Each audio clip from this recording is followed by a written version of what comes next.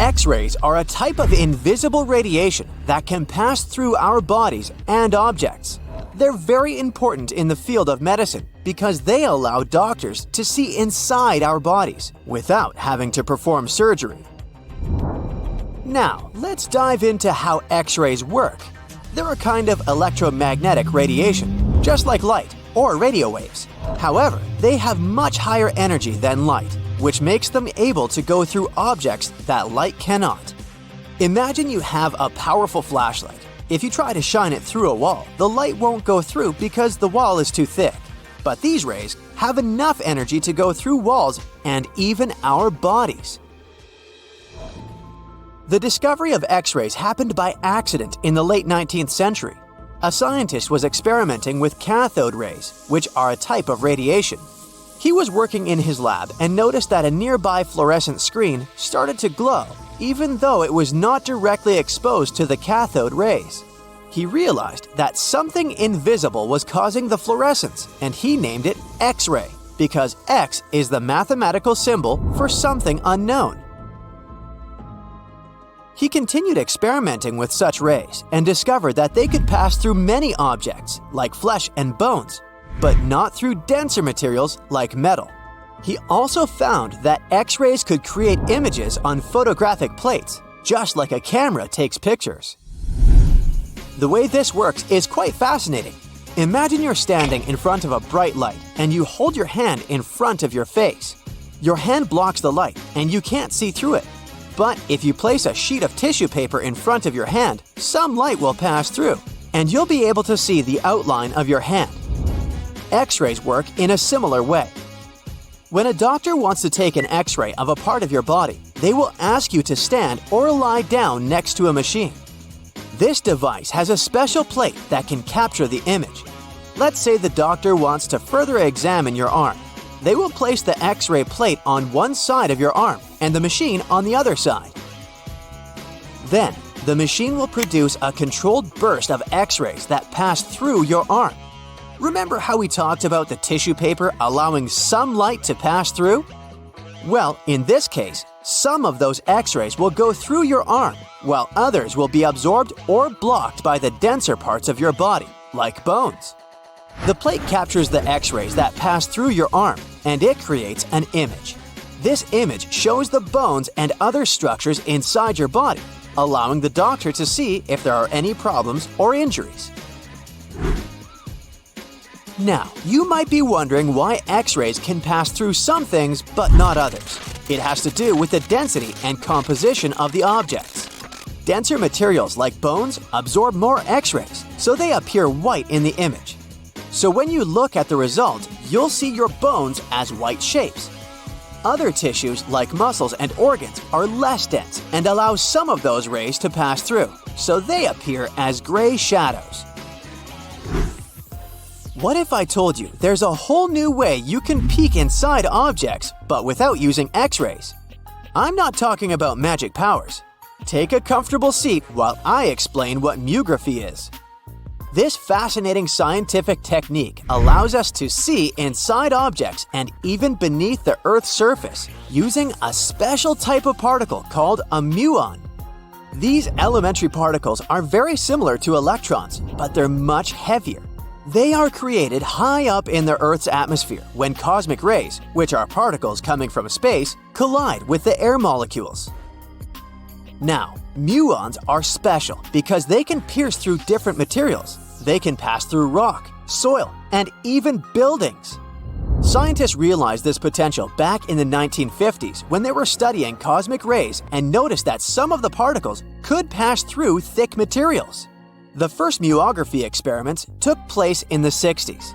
Specialists discovered that muons can be detected using special devices called muon detectors. These detectors are usually placed underground or in specially designed laboratories to shield them from other particles and background radiation. Now let's dive into how muography actually works. Imagine you have a large object, like a pyramid, a mountain, or even an ancient statue, and you want to see what's inside without damaging it. First, detectors are positioned around the object or in the area you want to examine. These detectors are sensitive to muons and can track their paths. When such a particle passes through a detector, it leaves a trace, like footprints in the sand. By collecting data from multiple detectors, scientists can reconstruct the paths. Here's where things get really cool. The Earth's atmosphere acts like a natural filter for muons. It turns out that the more massive an object is, the more particles it will block. So, if you have a large, dense object like a mountain, fewer muons will pass through it compared to a smaller, less dense object, like an empty box. This difference in the number of particles that reach the detectors can give us clues about what's inside the objects. Scientists use computer algorithms and mathematical techniques to analyze the data and create images. These images represent the density distribution of the object being studied. It's like creating a map that shows where the densest areas are and where there's gaps inside the object. The concept of muography is similar to using shadows to understand the shape and size of an object. Imagine you're standing in front of a bright light and you place your hand between the light source and a wall.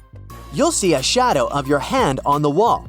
Based on the shape and size of the shadow, you can get an idea of what your hand looks like, even though you can't see it directly. This technique has been used to study various objects and structures. For example, scientists have used it to explore the inside of volcanoes and pyramids, and even to investigate the structure of mountains and the Earth's crust. With the help of this amazing technique, scientists have now uncovered new information about the Great Pyramid of Giza. They discovered something that had eluded tomb raiders for centuries. They found a hidden chamber. And guess what they named it? The Big Void. Yeah, I know, not the most creative name. They even used 3 different muon detection techniques just to be super sure that it was indeed a big, mysterious void inside the grandest pyramid of them all. Once news got out about this mind-boggling discovery, Egyptian authorities couldn't resist the temptation to explore further. So they brought in an endoscope camera to confirm the existence of this epic void. So they inserted a camera through one of the openings underneath the entrance, and voila, it revealed a corridor. More so, the corridor had a chevron ceiling. I can't help but imagine the ancient Egyptians using it as a cool dance floor. Another team of scientists decided to take another shot at scanning this newfound void. According to them, the Great Pyramid of Giza is a pioneer in the pyramid game. It used a technique called chevron to cover internal structures and keep them from collapsing. Now, why did the ancient Egyptians build this corridor and the grand void it leads to? One theory suggests that the corridor was built to relieve pressure inside the pyramid. Another theory says that the void could be a result of the pyramid's construction process. It could have been an internal ramp used to move roof blocks into position, and then it was left there or filled loosely with rubble. According to other enthusiastic explorers, there might be another burial chamber waiting to be discovered. They believe that the pyramids were built with a dash of randomness in the construction process. As the builders worked their magic, they realized that some chambers wouldn't be able to handle the weight of a majestic sarcophagus. So they made adjustments on the fly, creating new plans as they went along. A Portuguese archaeologist just discovered a bunch of sunken ships filled with gold, including a Spanish galleon with 22 tons of gold and silver. This much gold today is worth about $2 billion, and this is the money from one ship alone. Archaeologist Alexandre Monteiro made this discovery almost by accident. He was studying some documents when he found some information about a ship that went missing in 1615, and he decided he wanted to find it. After many years, Alexandre found not just this specific ship, he actually discovered 8,620 shipwrecks in the waters of Portugal alone. Out of this number, 250 are gold-filled shipwrecks, a discovery that would make any Jack Sparrow shake in his boots. Most of these ships went down for boring reasons like the weather, but sometimes they were destroyed in battles, which may or may not have been super epic. They were carrying gold and other treasures from the New World to Europe. And of course, everyone wanted a share. Alexandre had been studying historical shipwrecks for 30 years now, so he has discovered many ships that went down in somewhat glorious ways. In 1816, for example, a ship of one of the richest men in Portugal sank in Australia, with an insane amount of 66,000 silver coins. This was the first ship from Portugal to ever plunge in the waters of Australia. The bad news is that these ancient sunken vessels, filled with riches and epic stories, are not so easy to reach. They're deep down in the ocean and covered by sand. You could still try, but that would be stealing part of a country's history. And you wouldn't want to be that person, would you? Naturally, Portugal was not the only country that explored the seas back then. The coast of Europe is packed with sunken ships filled with gold. In fact, there are about 1 million historical shipwrecks underwater right now, and the treasures abandoned under the sea might be worth around $60 billion. It's an insane amount of money, but let me tell you that these gold-filled sunken ships aren't really worth the hassle. There are many stories of maritime treasure discoveries that turned into insane lawsuits and even long jail time. Our first story starts in 1746, when a violent storm crashed a ship called Prince de Conti near an island in Brittany.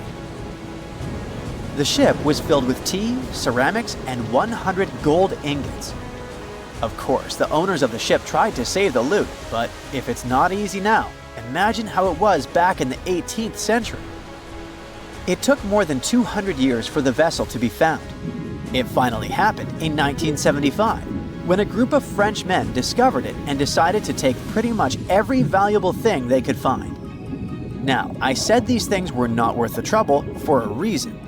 In France, if you find anything that can be historical, you must declare it to the local authorities within 48 hours. Fail to comply, and you will be committing something known as a crime.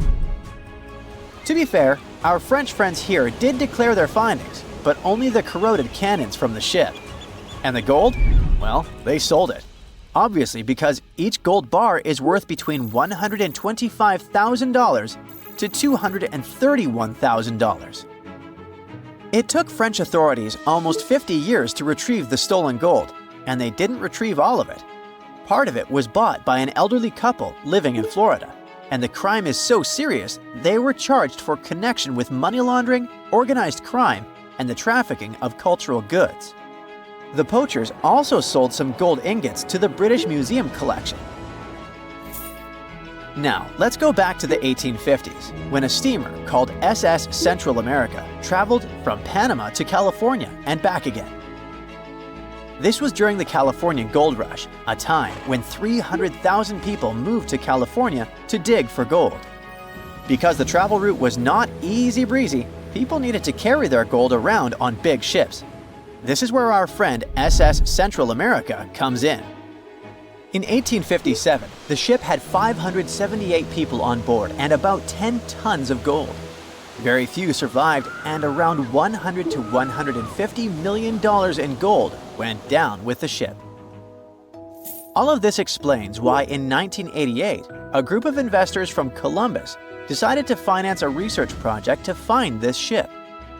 The research was led by a guy named Tommy Thompson. Tommy was really crazy about the idea of finding this sunken ship filled with gold.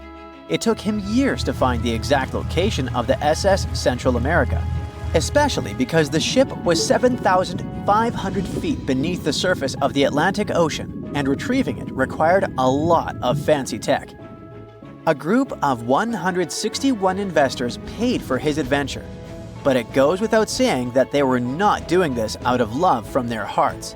They invested $12.5 million in this project because they were expecting to earn at least 10 times more.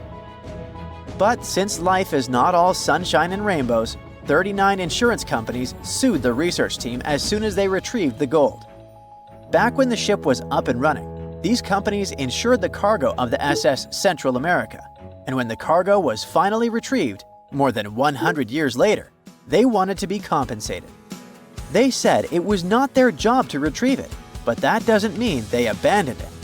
This crazy talk didn't stick, and 92% of the gold was given to the research team. The plot thickened when the investors were scammed by none other than Tommy Thompson, who fled with $4.16 million.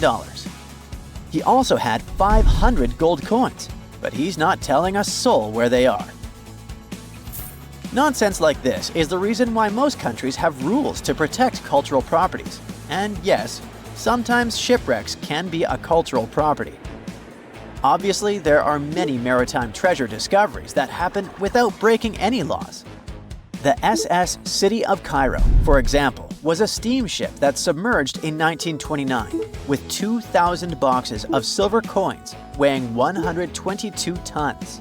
A company called Deep Ocean Search retrieved the coins from a depth of 17,000 feet, which is 4,500 feet lower than the Titanic.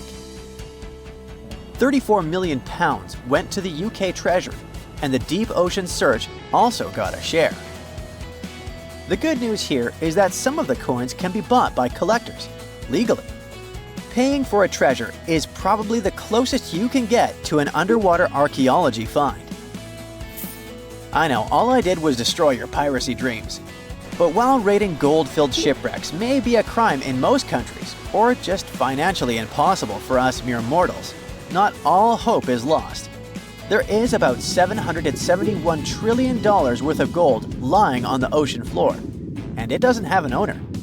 It's like an underwater gold mine, except the gold is in the water. You know how the water of the ocean is salty? Well, the gold gets mixed with the minerals in the water, so it's not like you stumble upon a gold nugget on the beach. Each liter of ocean water has 13 billionths of a gram of gold, and it's very difficult to extract such tiny particles of gold from the water. But that doesn't mean people haven't tried, and of course, there's been a scam here too. In the 1890s, a guy claimed he had invented a thing that would suck gold from the seawater. When he got enough money, he fled the country with the cash. If you really want to get some gold, you could try to extract it from the Earth's core, which has 1.6 quadrillion tons of gold. There's 16 times more gold in the Earth's core than what humans have mined in the whole of history. No hoax involved here, because nobody has dared to go down there yet. With archaeologists discovering gold-filled sunken ships out and about, maybe we can make our own maritime treasure discoveries, or at least save enough money to buy some silver coins. Secant cosine tangent sine 3.14159. Yeah, that was the cheer we heard coming from the trigonometry club back in the day. For the rest of us in math class, terms such as sine, tangent, and pi were just bewildering. Who invented these and why? Was their only purpose to make it harder for students? Well, not quite. Trigonometry was invented by the ancient Egyptians. They needed this knowledge to construct pyramids, and they did a pretty good job too. The Great Pyramid in Giza still stands today, some 4,500 years after it was built. No recalls either. So let's get out of that classroom and on a journey through time to reveal the secrets behind the ancient Egyptians' precision. Here you are, standing on the Great Pyramid's construction site, some 9 miles from Cairo. Well, the city still isn't there, as you're surrounded only by the desert and teams of construction workers. They're transporting large stone blocks weighing 2.5 tons each. They're inside a wooden sled that sits on large rollers. A crew of 8 men rolls these blocks along the ground. You immediately think of the rollers on a supermarket cash register. The principle is exactly the same, but the scale is greater, much greater. Scientists estimate that the Egyptians used 2.3 million such blocks in the Great Pyramid alone. And the block in front of you is one of the lighter ones. The heaviest of them weighed up to 15 tons. But where did all these blocks come from? Most of them originated from quarries around Giza. It's not that impressive, you think, but wait until you hear how ancient engineers transported the granite used in construction over 500 miles to the pyramid. There were no railways or highways back then, but the mighty Nile was always there. Researchers even believe that the Egyptians dug a canal to connect the Nile directly to the pyramid's construction site. All they had to do then was to wait for the flood season to begin, and voila! The rising water levels floated the heavy stone blocks for them. But how did they lift the enormous stones on dry land to stack them up to the top? Did they use oversized cranes? Well, ancient Egyptians worked around this problem, literally speaking. One of the workers is now pointing to the giant ramp going around the pyramid they're building. This is how a mountain road zigzags its way to the top. If the ramp went directly to the top of the pyramid, then workers couldn't pull the stone blocks along it. It would be too steep. Scientists have calculated that 8% could be the maximum incline. So ancient Egyptians just extended the ramp around the pyramid. Again, these are all theories, as the ramp could have been inside the pyramid, as some researchers suggest. The exact building method is still a mystery, guarded by the Sphinx. That's its real name, right? Wrong. As the Great Sphinx is just the statue's alias. You know, the name writers take when they want to hide their true identity, or a singer's stage name. The Sphinx's real name, translated from Egyptian, means Horus in the horizon. That was the name for the Egyptian deity of the sky. The trail of mystery doesn't end there. As a man walks past you with a bucket of paint, he's going to add a touch of color to the Great Sphinx. Researchers found specks of this red color next to its ear. That was some strong paint, as it survived for thousands of years. You are now standing straight in front of the Sphinx. You look up. It's very tall, right? 66 feet to be precise. Now resist the urge to take a selfie. You can do it. Now you notice something else. It looks like the Sphinx is in the center of a giant triangle in the back. That's one side of the Great Pyramid. And no, your eyes are not playing tricks on you. The Sphinx really does sit in the center of the pyramid's lateral face. Here's where math comes in handy. A pyramid has 4 sides, called lateral faces. There's also a 5th face, the base, but that's not visible. It's, wait for it, face down. The Sphinx has one last mystery to reveal: its age. Scientists agree that Pharaoh Khafre built the Sphinx. He ruled after his father, who had built a great pyramid nearby. So both structures were finished around the same time. Let's talk about numbers again. You've heard of Cleopatra, the Egyptian princess described as a woman of great beauty. Hello? She saw the pyramids, but she lived closer to the time of the first iPhone than the time of the people who built the pyramids. Fascinating, right? You can see thousands of people around you. They're working hard to build the pharaoh's tomb. But how many of them are there exactly? One Greek philosopher estimated there were as many as 100,000 workers. Seems like an okay number for such an enormous structure, but it can't be true. Science simply can't back up this number. Egyptologists put the total number of workers at 30,000. And yes, Indiana Jones was one of them, at least on the big screen, but he showed up late. Egyptologists know a lot about the pyramids, but not everything. Not because they don't want to, but because they haven't yet dug up enough evidence. They can only guess how the building process went. First, engineers would arrive to choose the right spot and do the necessary measurements. That's why they needed all that complicated math.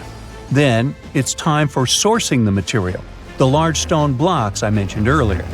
When boats deliver them to the site of the future pyramid, workers can finally do their thing. They operated in smaller groups, but there were at least 2,000 of them chiseling and carving away at any given time. Sounds like a typical construction site today? Well, that's because it is, just thousands of years ago. It's amazing what ancient Egyptians were able to achieve with just copper and stone tools. The pyramid is now complete in front of you. But is it the same pyramid we see today? Why is this structure shining bright in the desert sun? Isn't it supposed to be a dusty yellow color? Well, no. Human activity and the elements have completely stripped the outer layer of stones over time.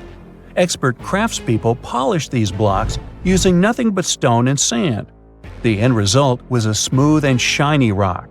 On the day it was completed, the Great Pyramid of Giza was a perfect triangle of light. Its polished sides acted like giant mirrors, reflecting the powerful Egyptian sun. This is the point where you should put your glasses on, and that shiny thing you see at the pyramid's very top is actually gold. The capstone at the top of the pyramid is called a pyramidion. It was covered in sheets of gold. As you can guess, these were the first stones to disappear. Let's make another stop before we get you back to your classroom. We travel to the British Isles, and no, Stonehenge isn't our destination. It is Newgrange in County Meath. Scientists estimate that the ancient peoples of Ireland built this stone monument around the year 3200 BCE. This makes it older than both Stonehenge and the Great Pyramid in Giza. The function of the circular mound in Newgrange is the same as the one of the Great Pyramid and equally mysterious. The estimated amount of loose stone present in the valley is over 220,000 tons. And it's not just randomly thrown on a pile. The order in which the stones are set makes the structure water-resistant. That would explain how Newgrange had survived for so long. Kinda makes you want to splash out the cash for that waterproof phone case, huh? Well, you're back in your school desk, but today's math lecture is the last thing on your mind. You're thinking about how great the Egyptian pyramids are, and if we have something similar today. It turns out modern engineers are just as impressed with the Great Pyramid as you are. There's a glass pyramid sitting in the main courtyard of the famous Louvre Museum in Paris. The panorama of San Francisco wouldn't be complete without the 48-story Transamerica Pyramid. But Las Vegas went the furthest. There we find the Luxor Hotel. It's so big that it's the third largest pyramid on the planet. And guess what's in front of it? Yup, a replica of the Sphinx. It's 110 feet tall, 2 stories higher than the one in Giza. Yeah, everything's bigger in Vegas. The ancient city of Taposiris Magna is hidden on the northern coast of Egypt. These days it has very little of its former glory, but what lies beneath it may hold the secret to uncovering a famous mystery, that of Cleopatra, the most memorable Egyptian queen in history. The recently discovered tunnel is also known as a geometric miracle for its time. Excavations have uncovered a 43-foot-long structure below the ground, which is partially submerged in water.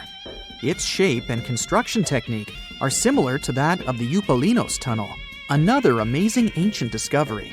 This one is located in Greece and was built by excavating simultaneously from 2 points, aiming to have them meet in the middle. The use of math and geometry to make this construction was astonishingly precise for those days, more so since it was built near a mountain. Archaeologists that have been working on the Taposiris Magna site since 2004 believe this tunnel may lead to the lost tomb of Cleopatra. The clues they found so far seem to back up this theory. For starters, the city and its temple were built by one of Cleopatra's ancestors, Ptolemy II. All the architecture seems to indicate it was dedicated to the ancient spirit Osiris and his queen Isis. Throughout her reign, Cleopatra did try to associate herself with Isis, so it may be no surprise she chose this location as her final resting place. Scientists have yet to pinpoint Cleopatra's tomb, but research continues with the help of modern technology. To study this location better, archaeologists have even used a special device called ground-penetrating radar. This tool allows us to analyze what lies beneath the ground without being intrusive. Since this tunnel is so old, research needs to be done very delicately.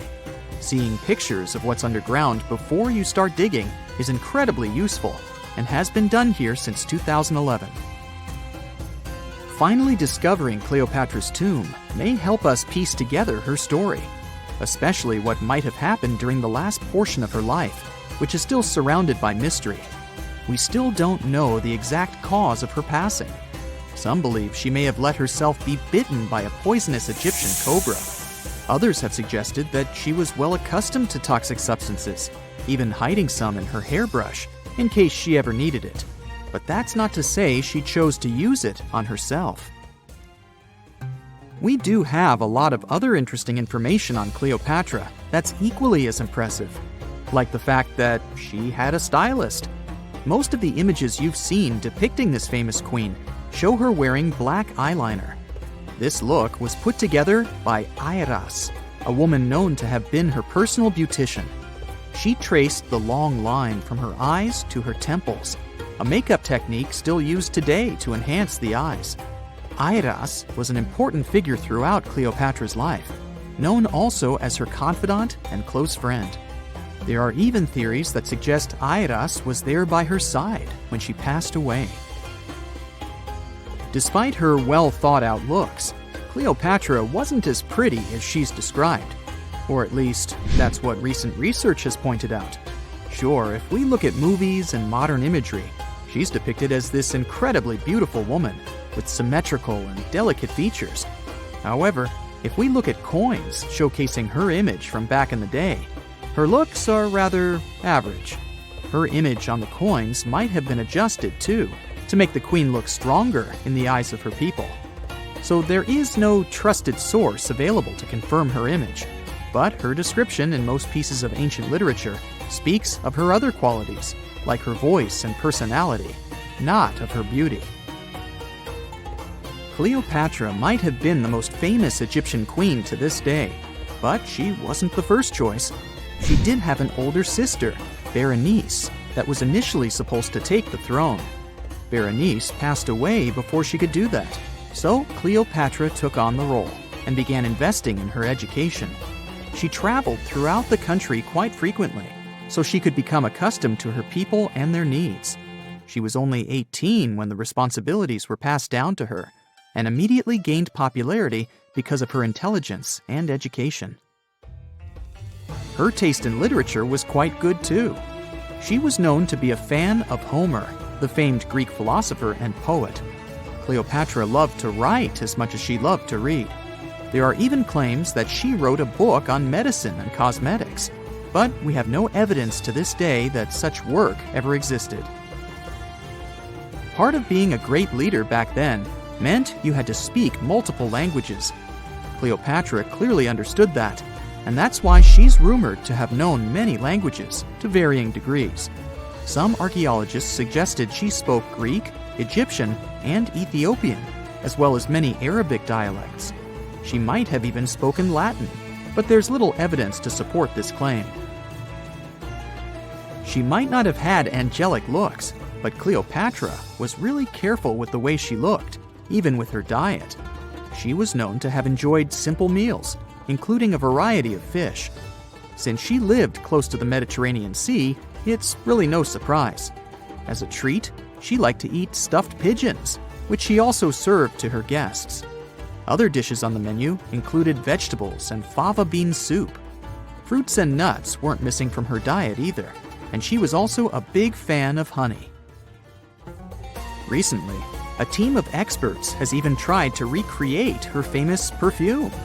Think of it like the ancient equivalent of Chanel No. 5. Cleopatra was known to be a fan of luxurious scents, which she believed could even influence how people treated her when they met. The basis of this scent is myrrh, a resin gathered from a local tree. Other ingredients added to the mixture were also found back in the day, like cardamom, olive oil, and cinnamon. The results may not be quite as delicate as the perfumes we know and use today. Its consistency was way thicker, and the scent lasted way longer. When she was at the height of her power, Cleopatra might have been the richest person in the world. Back in the day, she ruled over a territory that stretched across the Mediterranean, from modern-day Libya in the west through Egypt to Syria in the east. This is the largest territory ever ruled over by a woman. In today's currency, her worth might have been somewhere around $95 billion. The calendars we use today may have been introduced by Cleopatra herself. She presented the idea of leap years and leap days to Caesar, the Roman emperor she was known to have been close with. Taking her advice, Caesar made these adjustments part of the official Roman calendar. The ancient Egyptians already knew the year was longer than precisely 365 days. They discovered this by studying the brightest star in the sky, called Sirius, and concluded that a year is actually 365 and 1/4 days long. It was Elizabeth Taylor that famously introduced Cleopatra to pop culture when she played her in the 1963 film bearing the same name. Up until that point, it was the most expensive film ever made. It was originally supposed to cost somewhere around $2 million, but ended up costing a mind-boggling $44 million. That's mostly because of script and production issues. To make this iconic movie, producers created 79 sets from scratch, as well as over 26,000 costumes for the cast. Elizabeth Taylor's Cleopatra costumes alone cost somewhere around $200,000. Thankfully for the producers, the movie made headlines and was well received by critics, making it a box office success. A lot of people associate Cleopatra with another famous Egyptian ruler, King Tutankhamun, nicknamed King Tut. Surprisingly, apart from both of them being Egyptian pharaohs, they have nothing else in common. For starters, King Tut lived around 1,300 years before Cleopatra did, and there is also no connection regarding their ancestry. Cleopatra had Macedonian Greek roots, while King Tut was a native Egyptian. Stonehenge wasn't a witchy monument to travel through time. It was actually constructed as a hope to build a different future. Recent research just found out that the monument was probably raised as an attempt to reunite the Britons during a period of big division.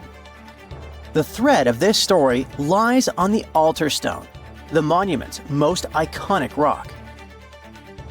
For years, scientists believed that the stones used in Stonehenge, including the altar stone, came from the nearby Preseli Hills in Wales. In this scenario, Stonehenge would have been built by a local community. That is, Neolithic people who would have found easy-to-access materials to build a ceremonial mound, a sundial calendar, and a final resting place, all in one. Things changed when another discovery was made. In 2018, leading-edge research pointed that the altar stone actually came from the River Tay region in northeastern Scotland, which is located over 400 miles away from Stonehenge. Scientists found similar rocks as such in Scottish monuments. You see, the altar stone is a recumbent stone, laying on its side. Many of the rocks were found in ceremonial stone circles in Scotland, and they are unique to this region. When this discovery broke through, it got archaeologists thinking. Maybe Stonehenge wasn't just a local project, but a wider collaboration between different tribes and communities across Britain. To understand this, we need to rewind to around 3000 BCE. That's when Britain still wasn't a unified country per se. Rather, it was a patchwork of tribes such as those coming from southern or eastern Europe, each with their own customs and beliefs. As an island, Britain's population changed many times. Britain was mainly composed of farmers who descended from people from the Middle East and arrived on the land around 6,000 years ago. This group thrived in the area until 2500 BCE, when another group coming from the regions of the Netherlands and Germany started to appear. These ones, also known as the Beaker people, were responsible for the large population turnover that Britain experienced during the Neolithic period and the years that followed. The Beakers were called so because of a specific type of pottery they used to make and bury their loved ones with after their passing. It's possible that the original dwellers of the land didn't like it that their land was being repopulated. And what researchers suggest is that Stonehenge was this attempt to reunite the original Neolithic farmer population and regain some type of identity control over their land. They would have invested a lot of time and energy in bringing the altar stone all the way down from Scotland, without the help of wheel technology, for example. You see, the wheel had already been invented in Lower Mesopotamia, but since there was no Wi-Fi at the time, the Brits weren't aware of this technology until much later on. This whole territorial crisis could have driven locals to use their resources to move the altar stone to Salisbury Plain in England, in order to reunify the land. You see, Stonehenge wasn't built in one go. Its history dates to around 3000 BCE. That's when the monument was just a circular ditch and bank known as a henge. Inside, they placed wooden posts and possibly totem-like carvings. This version of Stonehenge wasn't about rocks yet. It was more of a ritualistic place and possibly a final resting place. They found several cremation pits from this period, making it the oldest resting place in all of Britain. It was only around 2600 BCE that the blue stones came around. The naming might be a bit misleading since they're not literally blue rocks.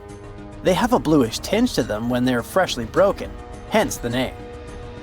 These smaller rocks probably came from the Preseli Hills in southwest Wales, which is about 150 miles away from Stonehenge.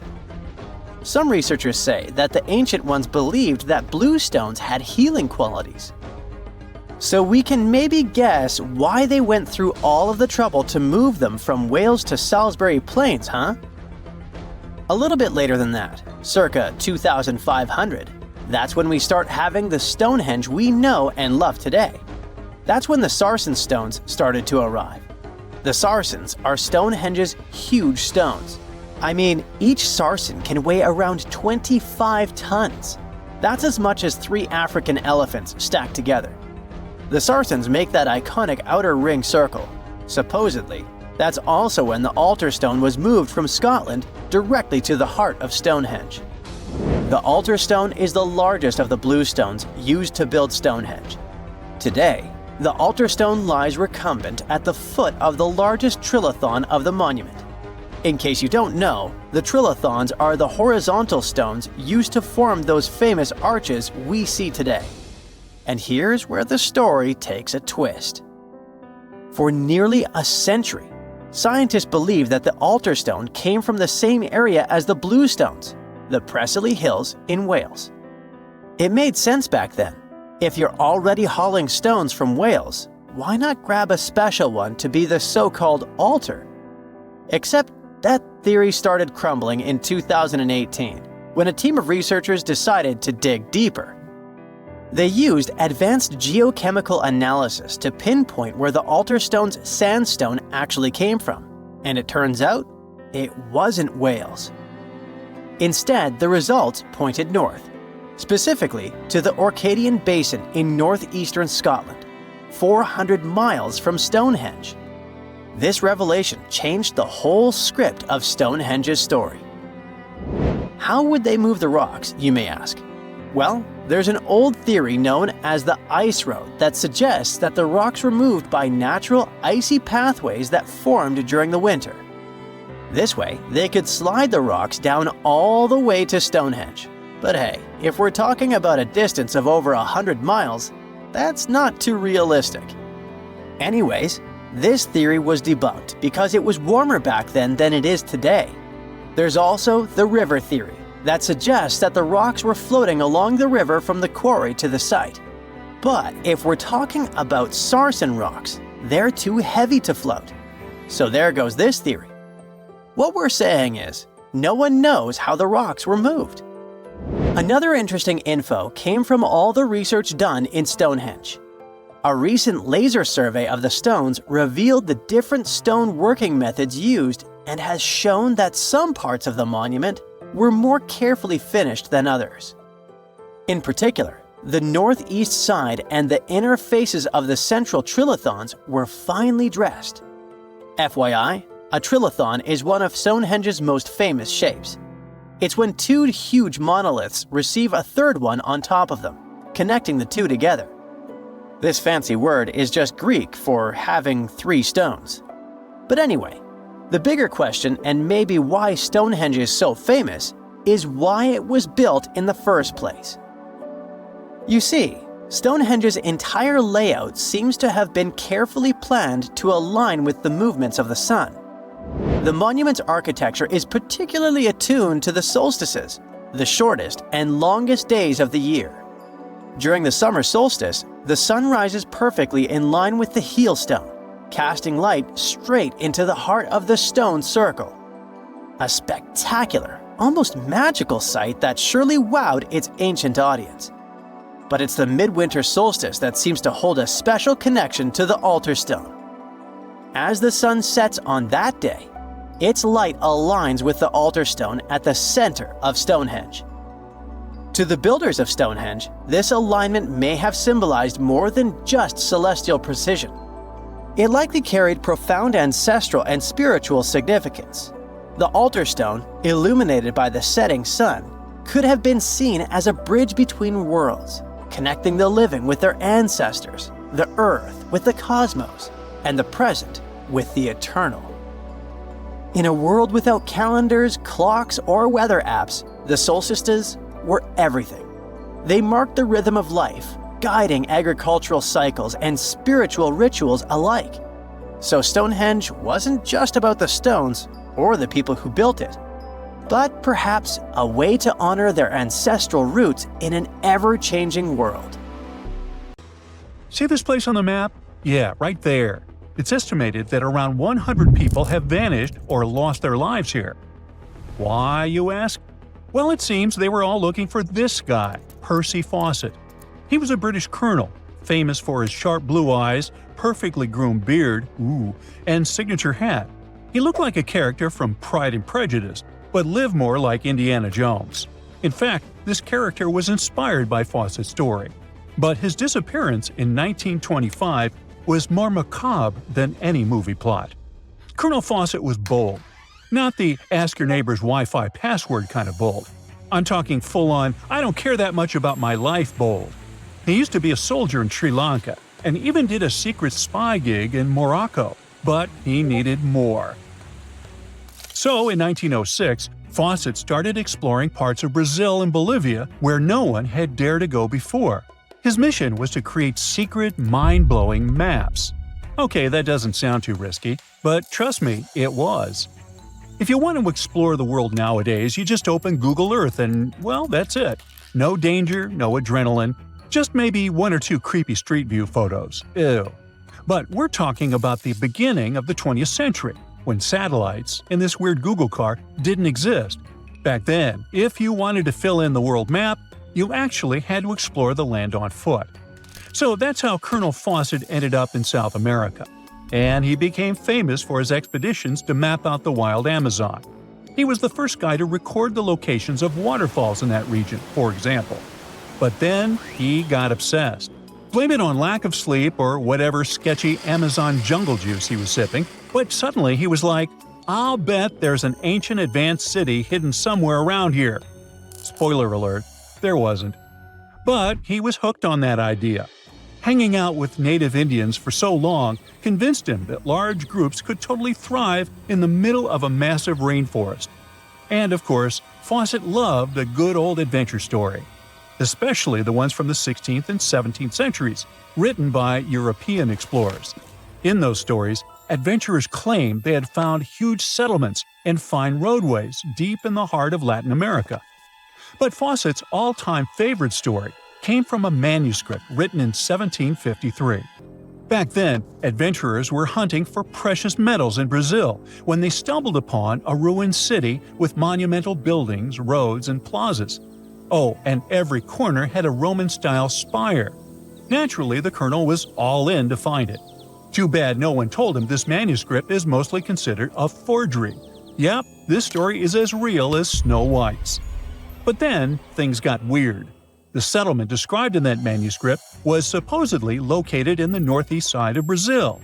But now, he's saying there's an advanced civilization in Mato Grosso, which is in a different part of the country. So he decided to name this new place the City of Z. Back in the 1920s, the colonel launched 2 separate expeditions to find it, but both trips failed, as he faced terrible weather, fever, and of course, exhaustion. Now, tell me in the comments, what do you think Fawcett did after 2 failed expeditions? Option A, he quit. Option B, he called his mom. Option C, he tried again because he didn't get the memo that the universe is clearly saying stop. Well, of course, option C is the right answer. This is relentless Fawcett we're talking about. So, 3 years later, the colonel finally gathered enough cash to launch yet another expedition in search of the City of Z. All he needed was a crew of people crazy enough to join him. Famous and experienced explorers were begging to come along. But nope, Fawcett decided to take his son and his best buddy instead. In January 1925, this brave trio set off on their journey. They packed mosquito nets, canned food, and made a promise, "We shall return." Another spoiler alert, they didn't. Uh-oh. The journey kicked off in New Jersey, and then they sailed all the way to Rio de Janeiro, Brazil. There, they stopped to grab some pack animals, like horses, and hired a couple of local guides. Now they were ready to head to the city of Cuiabá. Now keep in mind the distances in Brazil are crazy huge. So this little journey was like traveling from Miami to Chicago on foot. 3 months later, they finally ventured into the jungle for the first time. And that's when the fun really began. The crew faced piranha-infested rivers, an endless maze of thick trees, and the worst part, bugs. The constant annoying zzz of a gazillion mosquitoes wouldn't let them sleep, and Fawcett's best friend's foot got huge from tick bites. But the colonel didn't have time to babysit his friend's princess foot. Oh no, he was too obsessed to take a break. In fact, at some point, he was so far ahead of his companions that he had to camp alone for a night. On May 29th, Fawcett finally came to his senses. There was no City of Z. But did he let that stop him? Not really. He unpacked their gear and sent the local guides back to Cuiabá. But before saying a final goodbye, he asked them to deliver a letter to his wife, saying something like, "Don't worry, hon, our son is well and getting stronger every day." Sure he was. Anyway, after this dramatic farewell, the trio set off into the bush alone. The darkness swallowed the thick forest, and then they were never seen again. Okay, that was intense, so let's fast forward. 2 years later, the newspapers were still speculating whether the trio could still be alive, and Fawcett became a legend, like Bigfoot, but less hairy. One guy said that the colonel had become one of the locals and was living his happily ever after in the jungle. Another guy said he was held prisoner by the Indians, but no one could confirm any of these sightings. It wasn't until 1928 that the British authorities finally thought better late than never and decided to look for Fawcett and his crew. By that time, they were sure their expedition had perished, but they still needed proof. And after days and days of surviving the jungle's worst nightmares, they found, well, nothing. But in a weird way, this mystery inspired more explorers to look for them. It's estimated that about 100 people have passed away in this process, and a few have followed in the explorers' footsteps by disappearing without a trace. So, what really happened to the expedition? Researchers have pointed their fingers at everything under the sun: parasitic infections, starvation, drowning, jaguar attacks, you name it. Some even say Fawcett dove headfirst into mysticism and started an occult community in the jungle. The Brazilian anthropologist Orlando Vilas-Boas was probably the one who got the closest to solving this case. Back in the 1950s, he was working with the Kalapalo Indians when they suddenly admitted to, getting rid of Fawcett. They even had bones to prove it. But it turns out a forensic analysis showed that the remains didn't belong to the colonel. So we're back to square one, and nobody knows, to this day, whatever the heck happened to them. Fawcett's quest, as we know it today, is based on some pretty questionable sources. But there is a possibility that he wasn't living in Delulu land after all. Recent discoveries suggest that his idea of a sophisticated jungle city wasn't just pure fantasy. In 2024, a massive ancient city was found in the Amazon, hidden beneath dense vegetation. Evidence suggests it was built around 2,500 years ago, and it was surprisingly advanced, featuring houses and plazas, all connected by an incredible network of roads and canals. But this city was in a forest in Ecuador, not Brazil. So who knows? Maybe the legendary City of Z is still out there. Ooh. Ever since Plato wrote about the allegory of Atlantis, humanity has been fascinated with the possibility of the discovery of a thriving underwater civilization. Fancy joining me on a trip to a few historic underwater sites? Let's see what we can find out about ancient civilizations. The first one on our list is what is being called the underwater Stonehenge. Scientists have recently discovered a mysterious pile of cairns that stretch for miles under the shimmering waters of Lake Constance at the borders of Switzerland, Germany, and Austria. Archaeologists began to explore the site back in 2015, and they haven't been able to understand yet what it was actually used for. What they do know is that there is a 12-mile line of 170 human-made stone cairns under Lake Constance. Scientists say this was most likely the result of a combined work of several villages. The cairn site was probably used for some collective purpose. The formations are huge. Some of them are several dozen feet wide.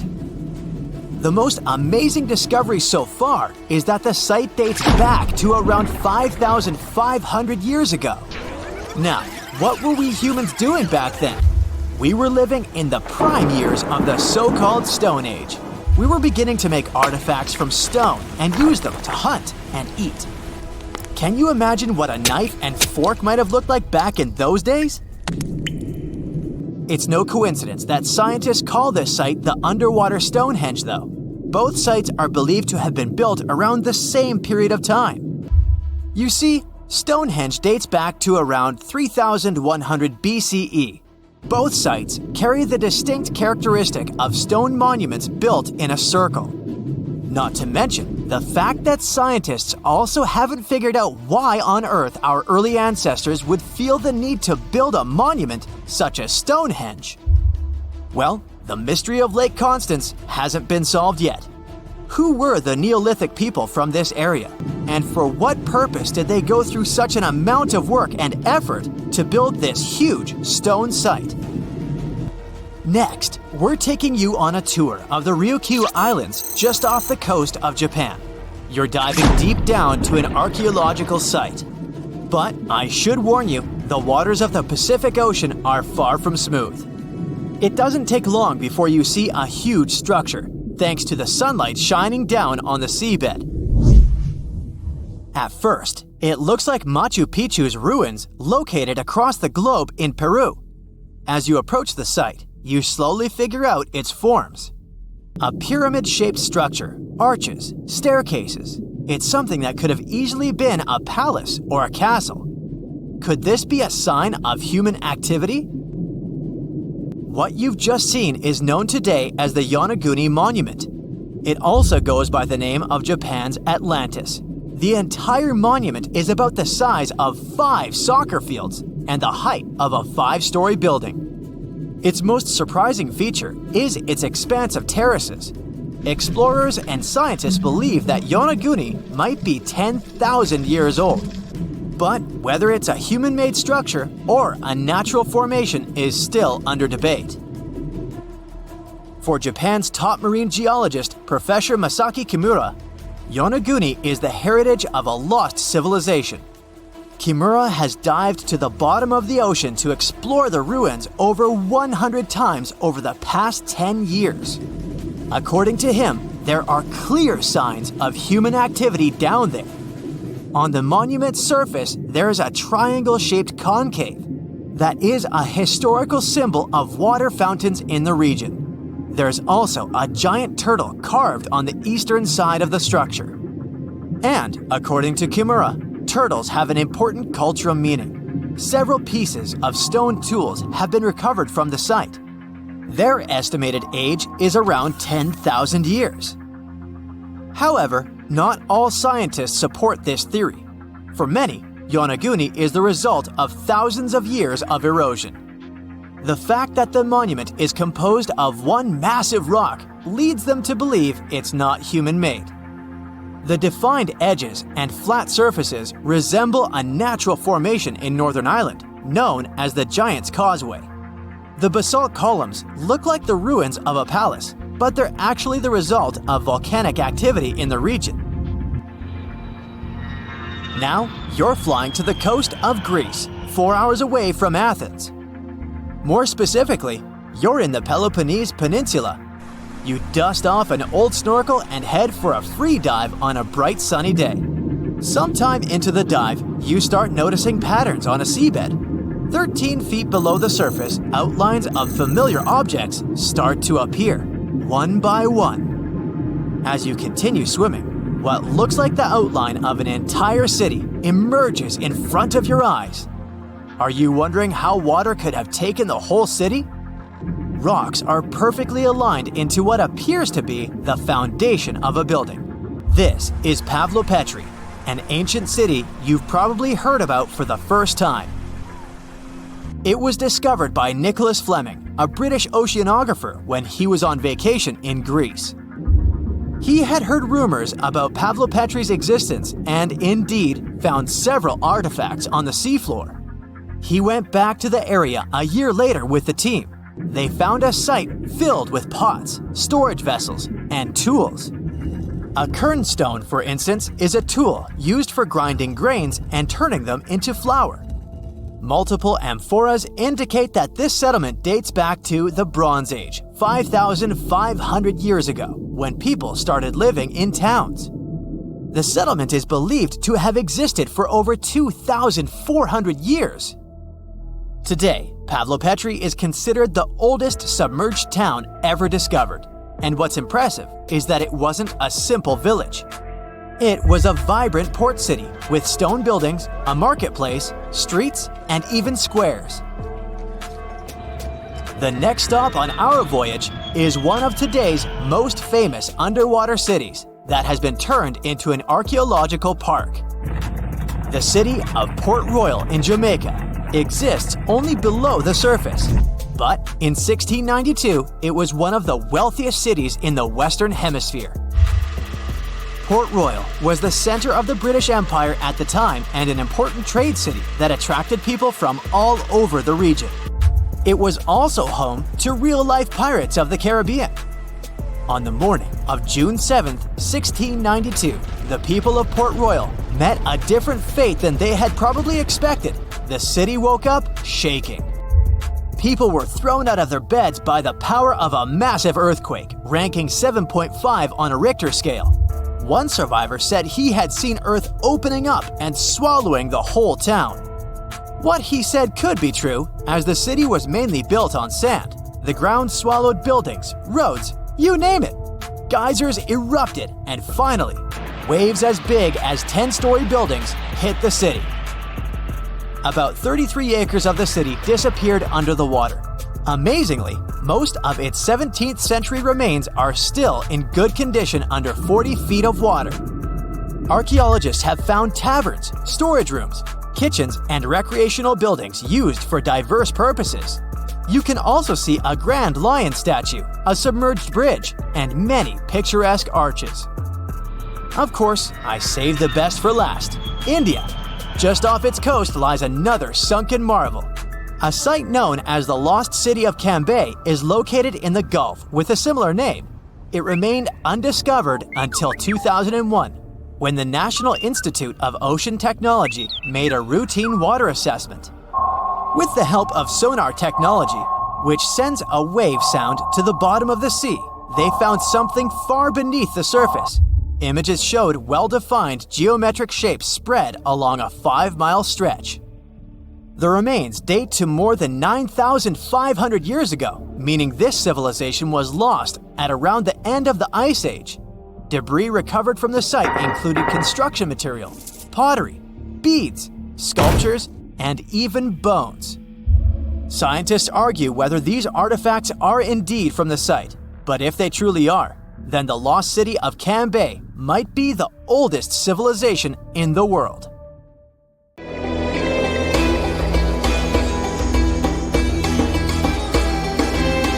The Great Pyramid was created as the final resting place of ancient Egyptian monarch Khufu. According to legend, French leader Napoleon entered the Great Pyramid and came back out looking shaken and super pale. He never revealed what he saw inside, but whatever it was is said to have affected him for the rest of his life. When Napoleon entered the pyramid, he would have walked through a super tight and ascending passageway. He'd then go through another passageway, known as the Great Chamber. This corridor would have been much taller than the previous one, and would have cobbles too. He'd then reach the King's Chamber, the centerpiece of the Great Pyramid. which was lined with huge blocks of granite. But it wouldn't have looked as grand as we might imagine. There are no hieroglyphics decorating its walls, as Egyptians only began decorating the burial chambers of pyramids much later on. The pharaoh's tombs deep inside the pyramid would have also been filled with treasures, from chunks of gold to the world's most expensive jewelry. But this would have all been looted a long time ago. The only thing that probably would have been left in there would have been a huge sarcophagus, which would have once contained the king's mummy. He'd also have to walk past the queen's chamber. This room most likely didn't hold any queens though, as pyramids were usually only built for one person. There are mysterious tunnels leading from here. To this day, no one is really sure what they're there for. And that's not the only mysterious and creepy thing Napoleon may have encountered, as stories of pharaohs leaving ancient curses on pyramids go way back. Many pyramids had warnings written on the outside, telling of horrifying things that would happen to those who entered and disturbed the peace. We might not know what exactly Napoleon found in the Great Pyramid that scared him so much, but we know for sure what was found in Tutankhamun's tomb. Tutankhamun was an ancient Egyptian pharaoh who was only 8 or 9 years old when he took to the throne. He became a cultural phenomenon when his tomb was discovered almost completely intact in 1922. His pyramid sits in the Valley of Kings in Thebes, modern Luxor, which is in Egypt. Unlike the Great Pyramid, Tutankhamun's tomb was covered in beautiful wall decorations. The walls told the story of how he would travel to the afterlife through the underworld. Egyptians believed all people would have to take this journey, so they would fill their tombs with objects and paintings to help them get there. There'd also be spells painted on the walls. They believed this would help people pass over to the next realm. The journey would be pretty long, and for that reason, the ancient Egyptians would also fill the pyramids with food. Tutankhamun's pyramid was filled with 8 fruit baskets. They even found something called gingerbread fruit in there.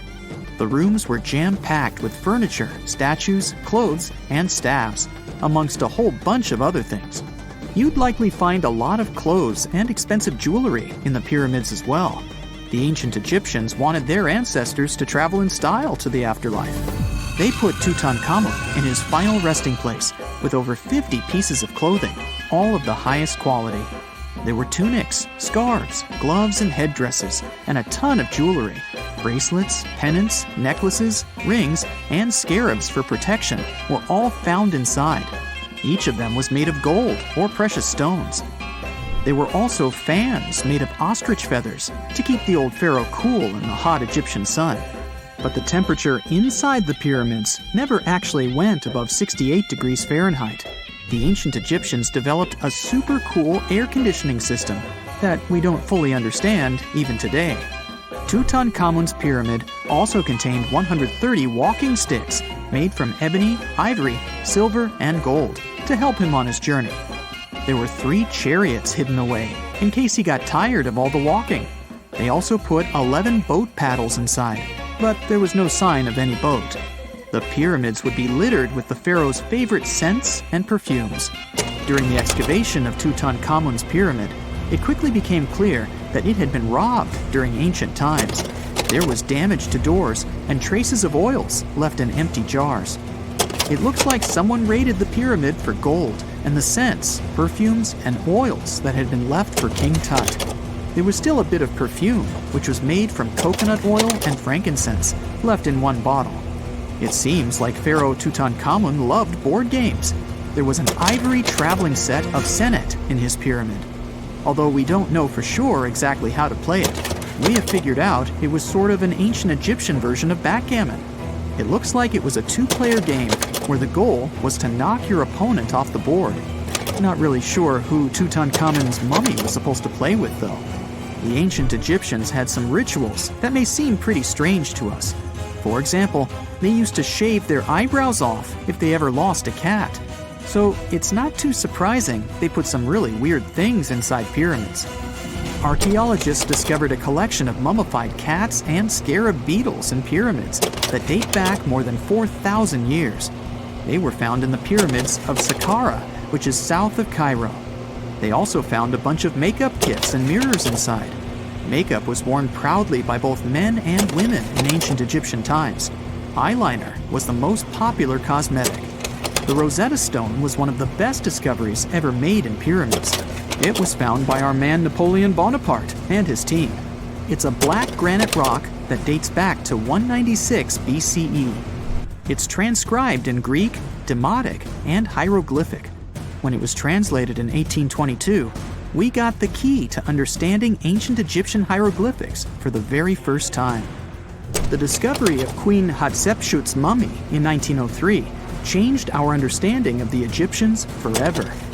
After she had passed away, her successor, Thutmose III, removed most of the evidence of her reign, so we basically knew nothing about Egypt's first great female leader. She's now gone on to become one of the few and most famous female pharaohs of Egypt. Pharaoh Khufu even had a fully fledged boat in his pyramid. Archaeologists uncovered more than 1,200 pieces of a giant boat near the Great Pyramid at Giza. They reassembled the boat, and it's a whopping 144 feet long. It's most likely a solar boat, which was designed to carry the resurrected king with the deity Ra. Fun fact, the Pyramid of Giza is the last remaining of the 7 wonders of the ancient world. The other 6 are the Hanging Gardens, the Colossus, the Temple of Artemis, the Mausoleum, the Lighthouse, and the Statue of Zeus. This pyramid was also the world's tallest man-made structure for 3,800 years, and it's the biggest pyramid in Egypt. It took a staggering 2.3 million blocks of limestone, and some weighed as much as 80 tons. It took an incredible 100,000 laborers and a whopping 23 years to build. Its original height was a mega 480 feet. In 2017, archaeologists discovered something weird about Egypt's Great Pyramid. There's a hidden void that's at least 100 feet long, and no one really knows why it's there or what's actually inside it. The weird void is the first inner structure discovered within the 4,500-year-old pyramid since the 1800s. Scientists used cosmic rays to detect the massive hole, but are still no closer today to finding out what's inside. The ancient Egyptians took a lot of care building the pyramids, and everything was strategically placed and structurally sound, so it's super unlikely that this hole is due to blocks falling over time. Loads of pyramids also contain small model figurines called ushabti. These represented attendants. They believed they would come to life to serve the pharaohs in the afterlife. But it's amazing that all this stuff actually fit inside. There isn't actually a huge amount of space inside the structures. It's mostly just rock. There are entire communities of unusual tiny organisms that live in lagoons in Patagonia, and they are some of the first forms of life ever. No one had known about them until 2 scientists, Brian and Maria, went to explore certain areas in Patagonia. Now, Patagonia occupies nearly half of Argentina, and few people live there. Only some farmers and sheep ranchers that mostly stay near rivers and grow things such as apples, pears, and alfalfa. A long time ago, it was a wild and distant place where Indian tribes lived. But this time, we're going to follow the tracks of life forms that appeared long before humans and look closer at these interesting microorganisms Brian and Maria found. Those 2 had to drive for 9 hours on some rough roads to reach their destination. They stayed in a small village. Only 35 people live there. These people depend on just one spring because it almost never rains there. On the last night in the village, Brian realized that satellite images he had taken had shown a set of lagoons that were only 10 miles away. The next day, the small team jumped into a car and went up the road as far as they could until it became too difficult to drive. They continued hiking the rest of the way. It was hard because they had to carry water to deal with the intense sunlight. In some spots, they ended up sinking up to their knees in a slush made of salt. Up there were 12 lagoons with perfectly clear waters. The place itself didn't offer much except for very acidic and salty water and intense direct sunlight. But it was kind of like traveling back in time, because those conditions were like what Earth looked like many, many years ago. When Brian examined the lagoons, he was surprised to see many unusual microorganisms there. We call them stromatolites, and they're so small we can't even see them without a microscope. But they get together and form large communities. In the past, many unusual species lived this way. For example, cyanobacteria. They were important back in their time because they produced oxygen. Earth, in its initial stages, didn't have much of this gas in its atmosphere.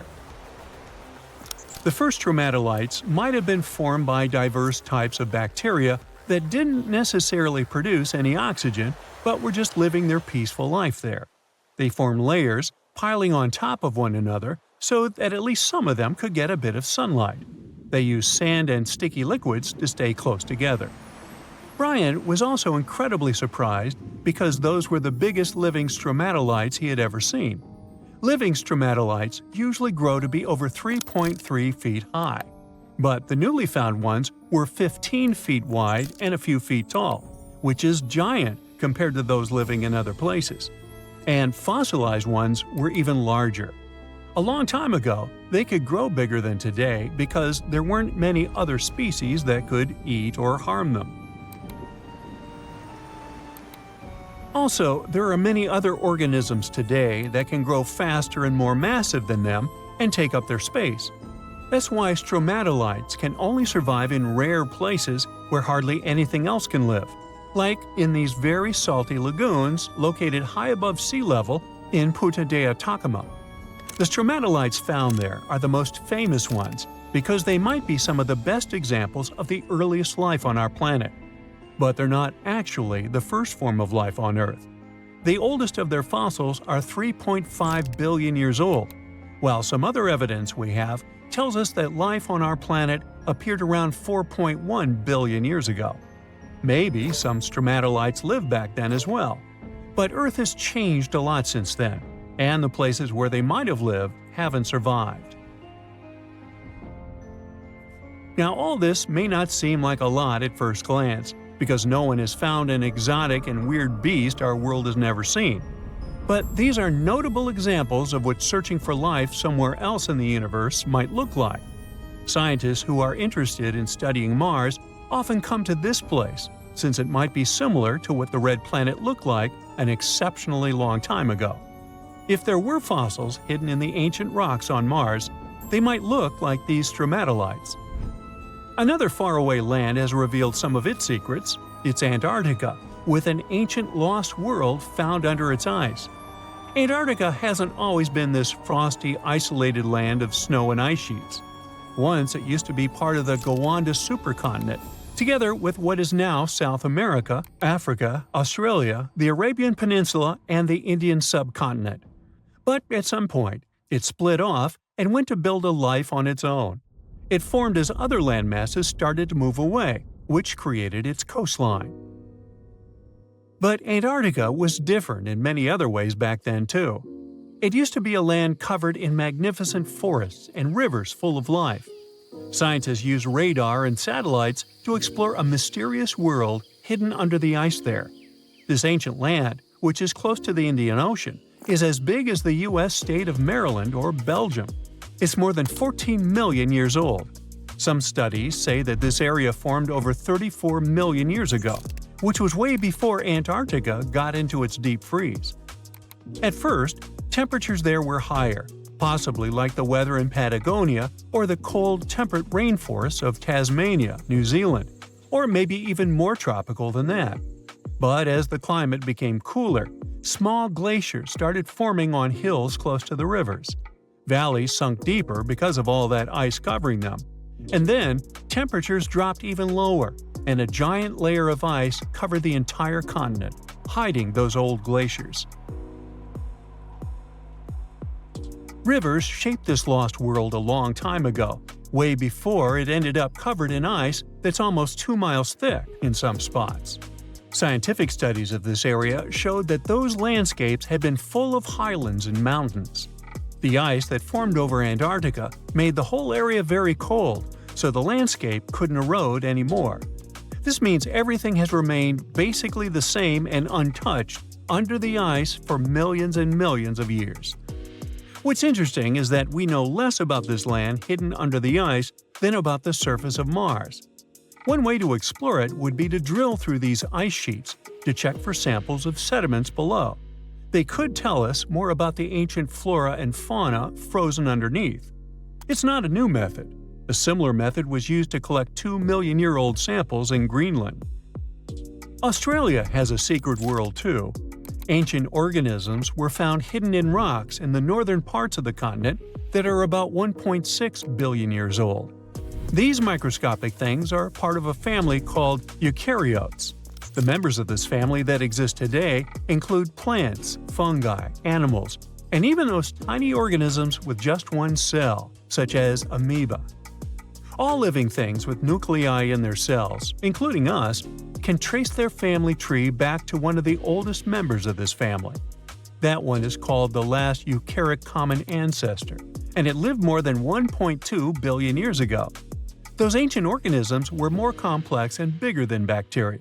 Maybe they were the first predators on Earth, hunting bacteria. 1,000 years ago, near modern-day St. Louis, Missouri, there was a vibrant, bustling city called Cahokia. It was a Native American city, the largest and most influential one in Mississippian culture. At its peak, around 1050 BCE, Cahokia was home to as many as 30,000 people, making it larger than Paris at the time. But what's interesting is that Cahokia didn't have any big marketplace. Usually trade was the backbone of any big city, yet this one stood out for archaeologists. That's because Cahokia wasn't about commerce. It was about culture, community, and parties. The people who lived there threw massive parties that would last for days. The city's grandest feature was its 50-acre plaza, surrounded by amazing earthen pyramids. This massive space could hold over 10,000 people. Imagine them all gathering there for festivities, dancing, drinking coffees and teas, feasting on deer, and betting on sports. The events were super lively.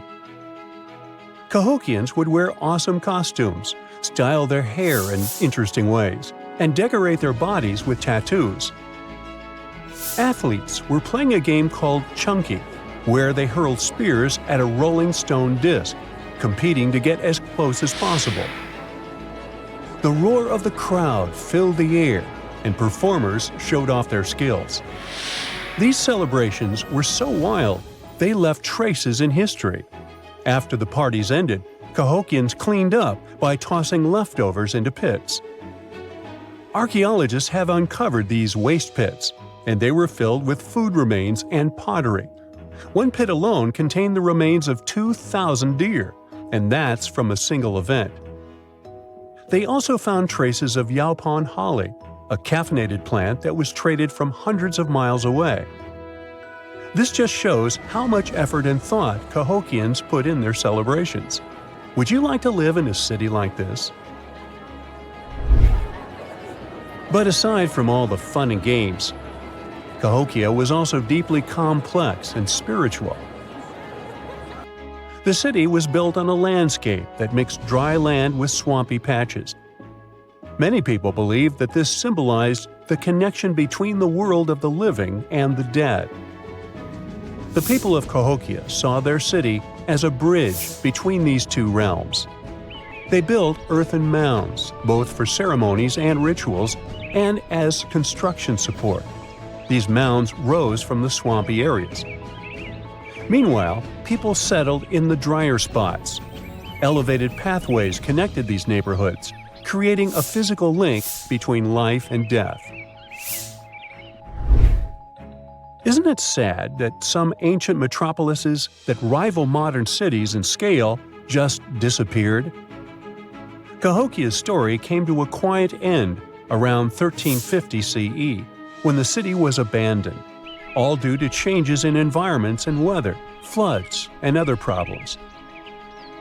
But the influence of Cahokia was so big, it spread to distant places. Some of their traditions, like chunky and yaupon tea, have survived in native communities to this day.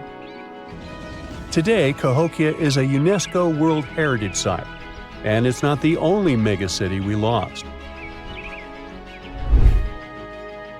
About 5,000 years ago, people in the Indus Valley built some of the world's first cities. Mohenjo-Daro was an ancient city in what is now Pakistan.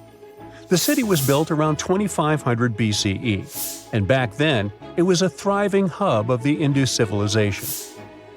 Sure, it was much smaller than modern cities, but it was quite huge at the time, around 40,000 inhabitants. It looks like the locals were crazily strict and disciplined people.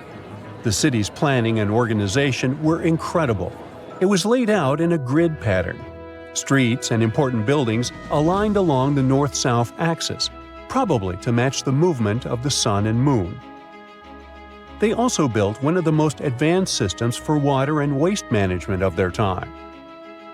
The city had about 700 wells. Nearly every house had its own. Most homes also had private bathrooms with drainages and even underground sewers. This shows how skilled these people were at staying clean. And with all this discipline, it looks like there were no kings, queens, or even a central government. They could still have some authority, like local elites or elected officials, just not a classic strict monarchy or religion. Instead, people there cared about simplicity and order. They basically managed themselves, having standardized ways of doing things, from the way tools and potteries were made to how they traded. Which is why, unlike many other cities, Mohenjo-Daro didn't have grand palaces, temples, or monuments. Instead, they had public areas known as citadels. People gathered at citadels for rituals, meetings, and storage of grain. And it seems like this way of life worked perfectly. Scientists found some seals and weights, which means the economy was well regulated. Archaeologists found some intricate artifacts like ivory, lapis lazuli, carnelian beads, and gold jewelry. Another famous find is the small bronze statue known as the Dancing Girl, which was discovered in 1926. Mohenjo-Daro wasn't poor at all. And they also pulled off some awesome buildings. Staying clean was clearly way more important to them than displays of wealth or power. So they created the Great Bath, one of the most famous structures in the city. It's a large, watertight pool built with baked bricks, perched on a mound of earth, being almost a religious place, the closest thing they had to a temple. Meanwhile, the city itself was built on a series of mounds. They grew taller over the centuries as people added new houses and structures. Why did the city fail? No one really knows. There's something mysterious about the sculptures archaeologists found. Many of them seemed intentionally broken. This means the city's later inhabitants, maybe invaders or something, destroyed them for some reason. Some scientists think that the Indus River may have shifted course, disrupting agriculture and trade. But there's no evidence of a flood or any big event like this. It just seems like, over time, the entire Indus civilization just gradually faded away. By 1900 BCE, the culture had shifted and didn't leave much behind. Let me tell you now about the ancient city of Kos, which is located where the modern town of Kos now stands in Greece. Imagine arriving by sea, and the first thing that hits you is the sheer grandeur of its agora, this massive public square built with stones in different colors, laid out on terraces that rise above you. It was one of the biggest in the ancient world, and it made a great impression on anyone approaching the city. This place has a rich history dating back to around 2300 to 2200 BCE. A long time ago, local folk gathered up from different parts of the island to form a new city in the northeast. People have lived there since the Bronze Age, and over time, it became a super important center of culture and trade. And no wonder, since it's right near a natural harbor. The harbor was sheltered by two breakwaters, and people built some of the most important religious sites there, including the sanctuaries of Aphrodite and Hercules. Kos wasn't just beautiful, though. It had some brilliant design. The whole city was laid out in a neat grid, with streets crossing each other at perfect right angles, literally looking almost like a modern city. Thanks to this, moving around was super easy, and the blocks, or insulae, were big enough to fit several large houses. Kos remained largely unchanged until the 6th century CE. Over time, it started gradually shrinking in size, confined within the walls of what is now the Chora neighborhood. Meanwhile, Palmyra was an ancient city built around a beautiful oasis sometime around the 3rd millennium BCE. Originally known as Tadmor, this city flourished as a major stop on the Silk Road, linking the Near East with Asia. It was a thriving center of trade and culture. They had a marketplace, assembly buildings, grand gates. In other words, this place was bustling with life. The city has been through many hands throughout its history, from the Byzantine to Arab caliphates, which is probably why it had some awesome architecture. An interesting blend of Greco-Roman, Persian, and Arabic vibes. The Temple of Bel, the Great Colonnade, and a Roman-style theater. But, like all the others, it decayed over time. Palmyra's importance faded, and by the early 1400s, it had been largely destroyed. But at least its ruins remain. Right now, they're a UNESCO World Heritage Site. When you think of an epic desert scene with blazing sun, endless dunes, and those magical little oases, you probably picture the legendary Sahara, right?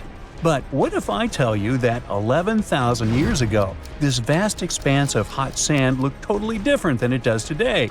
Yeah, I don't know, I wasn't around then. But I'm told that back then, what we now call a desert was a lush paradise, brimming with lakes, rivers, grassy plains, and even woodsy forests. So, where did all this water go? There are many stories about the distant past of our planet when deserts were covered with jungles and forests, and then something happened, like changing climates or colossal earthquakes, and it all turned green lands into dunes. But how about a theory that Sahara became a desert because of humans and goats? The Sahara has seen its fair share of wet and dry drama throughout the ages, mostly thanks to little shifts in Earth's orbital tilt, causing variations in how much solar radiation hits the atmosphere. There were even times called the African humid periods, when the rain would pour in and transform the dry landscape into a bright green haven. But between 8,000 and 4,500 years ago, something really funky happened to this region. Certain areas went from humid to dry, way too fast to explain it by just orbital changes. In the blink of an eye, the lush Sahara turned into the Sahara we know today. Now, if you ask scientists why it happened, they will tell you, oh, it's just poor parameterization of the data. Bet you didn't get it, did you? What? Well, right, let me translate it from scientific to common human. It means they really don't know the answer themselves, and they got a bunch of missing puzzle pieces. But as scientists sifted through ancient dirt and pollen samples, they spotted a quirky trend. Wherever there were pastoralists, also known as humans with their domesticated animals, the plant life seemed to shift. It was as if every time humans and their furry friends meandered through the greenery, they turned it into scrub and desert right behind them. Oops. Yep, chances are that by overgrazing, humans were sapping moisture out of the atmosphere, since plants give off moisture, which helps make clouds and making things even sunnier, leading to a quicker end of the humid vibes. Plus, our ancestors may have been getting a little too cozy with fire for land management, further speeding up the desert takeover. Anyway, scientists are sure that this lush Sahara would have turned back into desert eventually, even if humans hadn't shown up, thanks to Earth's natural rhythms. So there's no need to pin this abrupt change solely on humans. It could simply be about nature getting feedback from vegetation and dust cycles. It's difficult to determine what caused these changes, as it's all interconnected. During the last humid period, the Sahara was filled with hunter-gatherers. As things got a little drier, they started herding animals for food. The weather pushed people to herd cattle. It's also possible that grazing sped up the landscape degradation. So, which came first, the chicken or the egg? Or in this case, the human or the cow? It's tough to tell with the evidence we have now. Now today, it's safe to say that water is no longer that big of a problem in the Sahara, even though it's a huge desert and the times of lush forests there are long gone. But technology's got us covered. For example, the Nubian Sandstone Aquifer System, the biggest underground water stash on the planet. It's nestled beneath the Sahara Desert's eastern edge and stretches across 4 northeastern African countries – Sudan, Chad, Libya, and Egypt, covering a whopping 770,000 square miles and holding around 36,000 square miles of groundwater. Just look at the pipes transported when it was being built. It's the world's largest irrigation project. No wonder it's feasible to thrive in the Sahara today.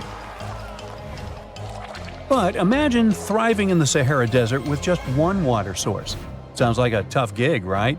But the ancient Garamantes did just that, surviving and even thriving for nearly 1,000 years without monsoons or rivers flowing to their desert paradise. These clever folks were the trendsetters of urban life in the sands, and even the Romans couldn't help but notice their genius. While many thought they were just desert-dwelling savages, the Garamantes were busy building an empire in one of the toughest climates on Earth. But how did they do that? Well, they got crafty and dug a whole bunch of underground tunnels to tap into a massive sandstone aquifer. They were literally squeezing every drop of life from under the dunes. But recently, research showed that the Garamantes weren't just hardworking, they were pretty lucky too. The Garamantes had an underground aquifer that brought water up to a hill where they built over 500 fogaras, which are irrigation systems, some stretching as long as 2.5 miles. It was like sipping water through a straw, which let them irrigate their crops for nearly a century, especially since even a little rain would help recharge the system. But eventually, due to rain insufficiency, the aquifer ran low, and reaching it again would have meant digging more tunnels and relying on more people. That's a tough problem, considering these people were in the middle of food and water shortages. Guess I don't need to tell you what happened to the Garamantes, do I? The fall of the Garamantian culture might be linked to several factors. It may have been due to climate changes, or they may have simply used their water resources too much. Back in the day, the Sahara Desert was actually fertile agricultural land, thanks in part to the cool irrigation system the Garamantians created. But since fossil water isn't something you can replenish over time, the groundwater levels dropped pretty low. This likely played a big role in the kingdom's decline by the late 7th century CE. That sounds like someone who hit a lottery jackpot, used up all the money, and went back to their original not-so-cool job once the bank account got fully drained. Oh, by the way, even if the Garamantes left some secret wisdom messages for us, the chances are we'll never get what they wanted to tell us. Nobody really knows what language they used, and their texts are nearly indecipherable to us today. But let's go back to the Green Sahara. So it transformed into a desert about 4,500 years ago. But today, we can understand how people lived in those times in the Sahara thanks to natural parks in Africa that have the ultimate outdoor art gallery. There are well over 15,000 ancient paintings and carvings depicting everyday life from around 11,000 years ago. However, if the carvings aren't enough for you and you feel like visiting an actual green desert, all you have to do is book a flight to California. One of the most beautiful phenomenon in the world, the superbloom, takes place here. Look at all these colors – orange, green, pink. It's a miracle. Wildflowers bloom right in the middle of a hot desert after several years of rainfall in dry places. It's such a bright and colorful landscape that superblooms can be seen from space. This rare phenomenon can be observed in other arid places and deserts in western and southern Africa, western Australia, and Chile. In all these places, the weather is very hot and dry in summer. Mild humid air comes in winter, and this is the ideal environment for mass flowering. Flower seeds that lie in desert sands can wait for decades before starting to produce flowers. When the hot sun destroys all the weeds and grass, and the rainfall becomes enough to moisten the soil, the seeds are kind of like, well, okay, now it's our turn to play a big game. And then hundreds of thousands of tourists come to take photos and post these beautiful pictures on social media. And this, unfortunately, is one of the main dangers for flowers. Therefore, if you find yourself in a place like this, don't pick the flowers and don't trample on them. Stay on the path, don't litter. Take only pictures and leave only footprints. You get it? Good. Mirror check. You've got your beige parka on, your chisel is packed, and your overnight plane ride to Saudi Arabia is booked. You know what this means, right? Unfortunately, you weren't cast in the remake of Dune. It just means that you're ready to go explore the world's largest desert areas in the hopes of uncovering prehistoric secrets about our ancestors. Let's get one thing straight. If you ever thought that deserts were empty spaces, think again. They might be filled with sand as far as the eye can see, but they also hold a lot of history, you know, because before humans settled down in cities and towns, we were nomadic people, and we traveled all around the globe looking for food, water, and shelter. So we had to come up with some interesting stuff to survive. Like this thing that was found in the desert of Saudi Arabia. Do you have any idea what this could have been? Over many years, scientists have discussed the origins and use of huge structures such as these ones. It seems our Neolithic ancestors were way smarter than we gave them credit for. They didn't spend all their hours around the fire carving weapons out of stone. No, they were also practicing their architectural skills. These huge stone structures are called desert kites, because if you look at them from a distance, well, they sort of look like kites. Archaeologists have arrived at the consensus that these kites were used to lure animals in. This way, it would make it easier for our ancestors to guarantee their week's food. But that's not all. Take a look at these monolithic structures right here. They show us that our ancestors probably drew on rocks, the blueprint of what they were going to build on the ground. Just like modern-day architects, desert kites could be miles long, so they drew out a plan before actually building them. The most surprising feature of all is that these kites were built even before things such as Stonehenge. We're talking around 7,000 to 9,000 years ago. Over the last decade, scientists have been able to identify over 6,000 desert kites spread across the Middle East and West and Central Asia. If you don't think this huge, try building something this large without the help of any drones. It looks like a pretty difficult feat to me. And apparently, Saudi Arabia's desert is filled with more amazing things. Scientists have found mysterious stone structures that are older than the pyramids of Giza in Egypt. So of course, you can't wait to go check that out. Can we all agree that carrying around heavy rocks to build a pyramid without the help of modern technology sounds absurd? I mean, how on earth did they do it?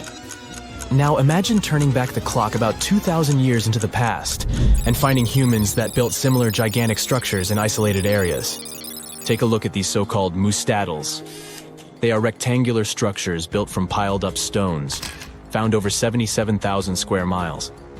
Some archaeologists believe that these monuments were used for ritualistic purposes, maybe processions of some kind, where people would walk from one end of the plateau to the other. I'd be down for that. Now let's move on to another deserted area. We're entering the world-famous Sahara Desert landscape. Isn't it beautiful? Here, you're about to unravel an ancient mystery, something that took years for researchers to solve. Fun fact, the Sahara Desert is the world's largest hot desert. It spans over 3 million square miles, which would be like putting 1,000 times the country of Hawaii next to each other. We say it's the largest hot desert because the world's largest desert area is Antarctica. But we all know temperatures over there are freezing, not the typical image of when we think of a desert. Deep into the desert, near the Algerian town of Fougeret et Zoua, something strange was found. For decades, these tiny dots appeared on images of Google Earth, but nobody could explain what they were. Some scientists were sure that these circles are the result of oil activity in the region. Others guessed that these were ancient fogeras or ancient water wells. There are dozens of them, stretching for miles and miles in a straight line. The strange thing is that they are always far away from any town, road, or human activity in general. So what was or is their purpose? If you had to take a guess, what would you say? Remember we talked about how our ancestors had to be creative in order to survive in the desert? Let's try to walk in their shoes for a minute. Imagine you're a nomadic hunter-gatherer living in a desert area. You spend your days basking in the hot sun, trying to count all the grains of sand around you. But you also need to eat and drink water. But how on earth do you get water in a desert? Sure, you can hope to keep running into oasis every week or so, but that seems a bit risky, doesn't it? That's why North African people invented the so-called fogaras. The fogaras are a 2,500-year-old irrigation system. Locals would dig deep wells in elevated areas, wells deep enough to tap into underground water. Then, they would dig parallel shafts at regular distances. This way, the water would flow from the main well down into all the shafts and irrigate entire areas. Travelers could stop by the shafts and quench their thirst. They could also raise livestock and tend to crops. Pretty clever, huh? As much as these holes did look like fogaras, a little bit of research would show you that they're not. You see, these shafts were built in a line, and not in a circular shape like the ones we're looking at now. So maybe it has something to do with the second option? Maybe these desert holes were related to oil activity in the region? Let's have a look at the holes up close and personal. From Google Earth, they don't seem that big, but in real life, they are huge craters. The tip to uncovering what they are is hidden beneath the sand. If you were one of the researchers originally uncovering the truth behind this mystery, you would have found something unique hidden in the sand: old dynamites and vintage sardine cans. Putting the pieces of the puzzle together, scientists found that these sardine cans were a model from the 1950s and 1960s. It seems that entire teams from that decade would camp out while they surveyed the area for oil. And what about the dynamites? These were used for seismic surveying. This is an old technique, used to identify if there is oil and gas beneath the Earth's surface. Still in North Africa, you find out about another desert mystery worth exploring. Near the city of Tiaret, southwest of Algeria's capital, one runs into 13 peculiar monuments. These structures are also called Jedars, and yes, I am aware of how much that may sound like a Star Wars reference. They are pyramid-like in their shapes, and as far as scientists know, they were used as final resting places for the people who lived in the region. Can you guess who these were? Most likely the Berber nomads. And since we're talking about ancient stuff, they were probably built between the 4th and 7th centuries CE. Once scientists began to explore the insides of these monuments, they found they were pretty big inside. They found large underground vaults, chambers, and labyrinth-like corridors that gave way to over 20 compartments.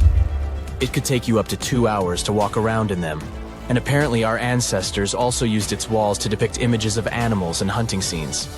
There's no definite proof of what these Jedars were used for, though. This is so neat, huh? I'm sure that our world's desert is filled with many more mysterious things for us to unravel. I guess I'll see you next time so that we can continue our explorations. If there's a question that still baffles archaeologists to this day, it's this one. How did the ancient Egyptians build those magnificent pyramids? As far as we know today, their resources were quite limited, especially in terms of tools and building materials. We still don't have a fully satisfying answer, but hey, we've got some pretty amazing theories worth considering. The leading contender among these theories involves the clever Egyptians employing a sneaky strategy. Now picture this. They constructed a slanted and curving mound made of bricks, earth, and sand encircling the pyramid to be. As the pyramid grew taller and taller, they simply increased the height and length of this wacky structure. It's like they were playing an ancient game of Jenga. Now, how did they get those massive stone blocks up there? Well, according to the legendary ancient Greek historian Herodotus, they used sleds, rollers, and levers. It sounds like they turned construction into a supersized game of tug-of-war. And guess what? Herodotus also claimed that the Great Pyramid, the one from Giza, the granddaddy of them all, took a whopping 20 years to build. There's more. Herodotus also dropped a mind-boggling number on us. 100,000 men were supposedly involved in this pyramid extravaganza. Did they hire the entire Egyptian population? Well, it might not be as far-fetched as it sounds. These men were probably mostly farmers, so they probably focused on the pyramids when there wasn't much work to be done in the fields. Like during the flood season of the Nile River. Obviously, specialists in the archaeological community had something to add to this theory. By the late 20th century, they discovered some evidence that suggests the workforce might have been smaller and more permanent than previously thought. Instead of a massive army of 100,000 pyramid builders, they proposed that a modest crew of around 20,000 workers, accompanied by support personnel like bakers, physicians, and even spiritual leaders, could have gotten the job done. There was also this theory that claimed that the pyramids were actually built from the top downward. It suggested that these colossal structures were nothing more than isolated hills used as quarries. The stones were supposedly drawn from these hills, and over time, competing engineers took charge and transformed them into the iconic pyramids we know today. Now, before you dismiss this theory as a wild fantasy, some folks thought it wasn't completely crazy. After all, there are instances where isolated hills exist, so maybe this theory had a tiny glimmer of truth. Whether it involved ramp building or ingenious work schedules, one thing is clear. Those pyramids have definitely left their mark on history and on our imaginations. Now, speaking of ancient Egyptian mysteries, there's this gigantic unfinished obelisk sitting in ancient Egypt, and scientists are trying to figure out how it was shaped. Now, some people suggest that our industrious ancestors used handheld pounders to get the job done. One expert has a different take on the matter, though. He argues that if we take a closer look at the pattern left behind by the shaping tool, we'll notice something peculiar. The walls of the trenches surrounding the obelisk display a neat and even pattern, which is pretty unlikely if they were pounded away by mere mortal hands. According to this expert, those horizontal striations are usually the result of a tool that takes breaks while removing material, leaving its mark on the surface. But wait, there's more. Imagine the tool being rocked back and forth against the trench walls, clearing away the waste to keep the trench from narrowing. Well, in that case, the tool might have left some funky horizontal striations where it was pressed against the sidewall. This sounds like some fancy technology at play, don't you think?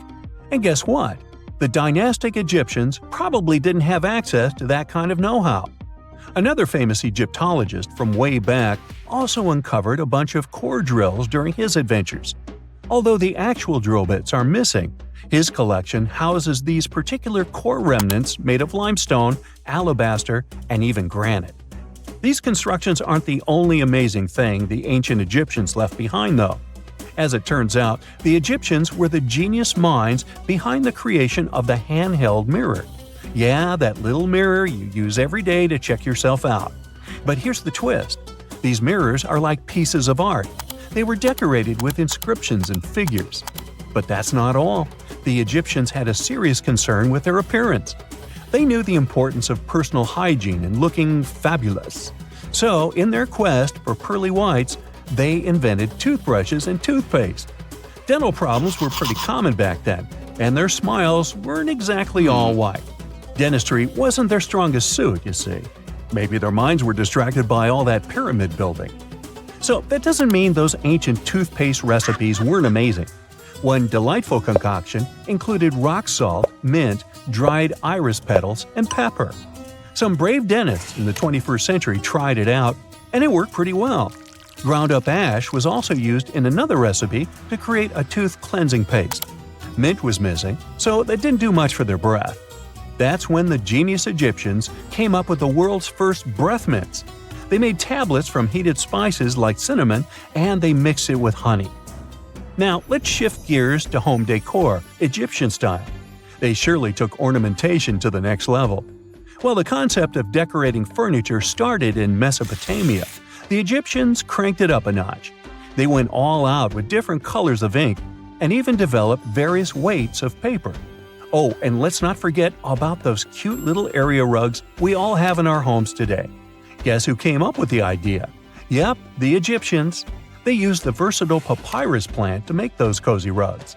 And speaking of trends, the Egyptians loved their knickknacks. They had an assortment of small figurines in the shapes of cats, dogs, and people. These statues were made from various materials, like simple sun-dried mud to the ultimate bling of gold. It all depended on how loaded you were. The Egyptians were also all about farming, and they knew that clean water was crucial for their crops and animals. That's why they came up with some nifty inventions and techniques to make sure their land was fertile and their plants were happy. First off, they had the genius idea of using ox-drawn plows. They had two types of plows, heavy and light. The heavy plow would strut its stuff, cutting deep furrows in the soil, while the lighter plow followed behind, fluffing up the earth. But they didn't stop there. After plowing, the Egyptians would break up clumps of soil and sow the rows with seeds. To give those seeds a good old squish into the furrows, they'd march their livestock across the field, effectively closing up the furrows. But hey, all that hard work would be pointless if their seeds were as dry as the Sahara. That's where irrigation comes into play. The Egyptians were so good at it that other cultures, like the Greeks and Romans, couldn't help but copy their techniques. Now let's switch gears and talk about the marvelous architecture of ancient Egypt. These folks weren't just skilled farmers, they were also architectural maestros. They built these fancy canals to carry water to farms and villages, and boy, did they know how to make those canals look pretty. Just imagine strolling along a canal lined with ornate structures. The pharaoh Ramesses the Great was quite the overachiever when it came to construction. One of his mind-blowing creations was the construction located at Abu Simbel. This building was designed so that twice a year, the sun would shine directly into it and illuminate the statues of Ramesses. And let's not forget about the corbelled arch. Without this architectural gem, we'd be missing out on some mind-boggling structures like the Great Pyramid.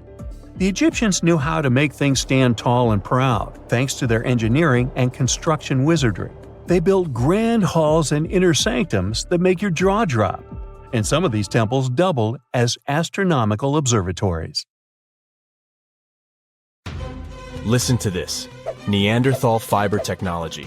Nope, I'm not joking. The concept is real. In 2020, a team of scientists published a paper that redefined the way we saw our closest ancestors.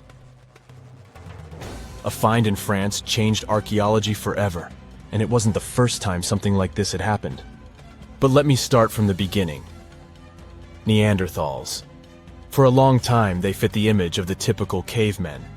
If you are now thinking of someone like Fred Flintstone, you wouldn't be much wrong. What was the reason behind this stereotype? When did we start believing that Neanderthals were not the brightest tools in the shed of evolution? In comes William King, a 19th century British geologist. He was the man who named the Neanderthals. Based on the bones King found, the scientist declared the species not intelligent, and this image stuck with the Neanderthals for centuries to come. But a piece of string, just a quarter of an inch long, changed everything. A small, dry river valley, Abri du Maras, was the place of the great find.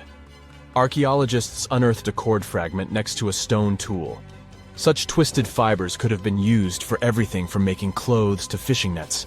In prehistory, this was some advanced tech, and the Neanderthals seemed to have mastered it.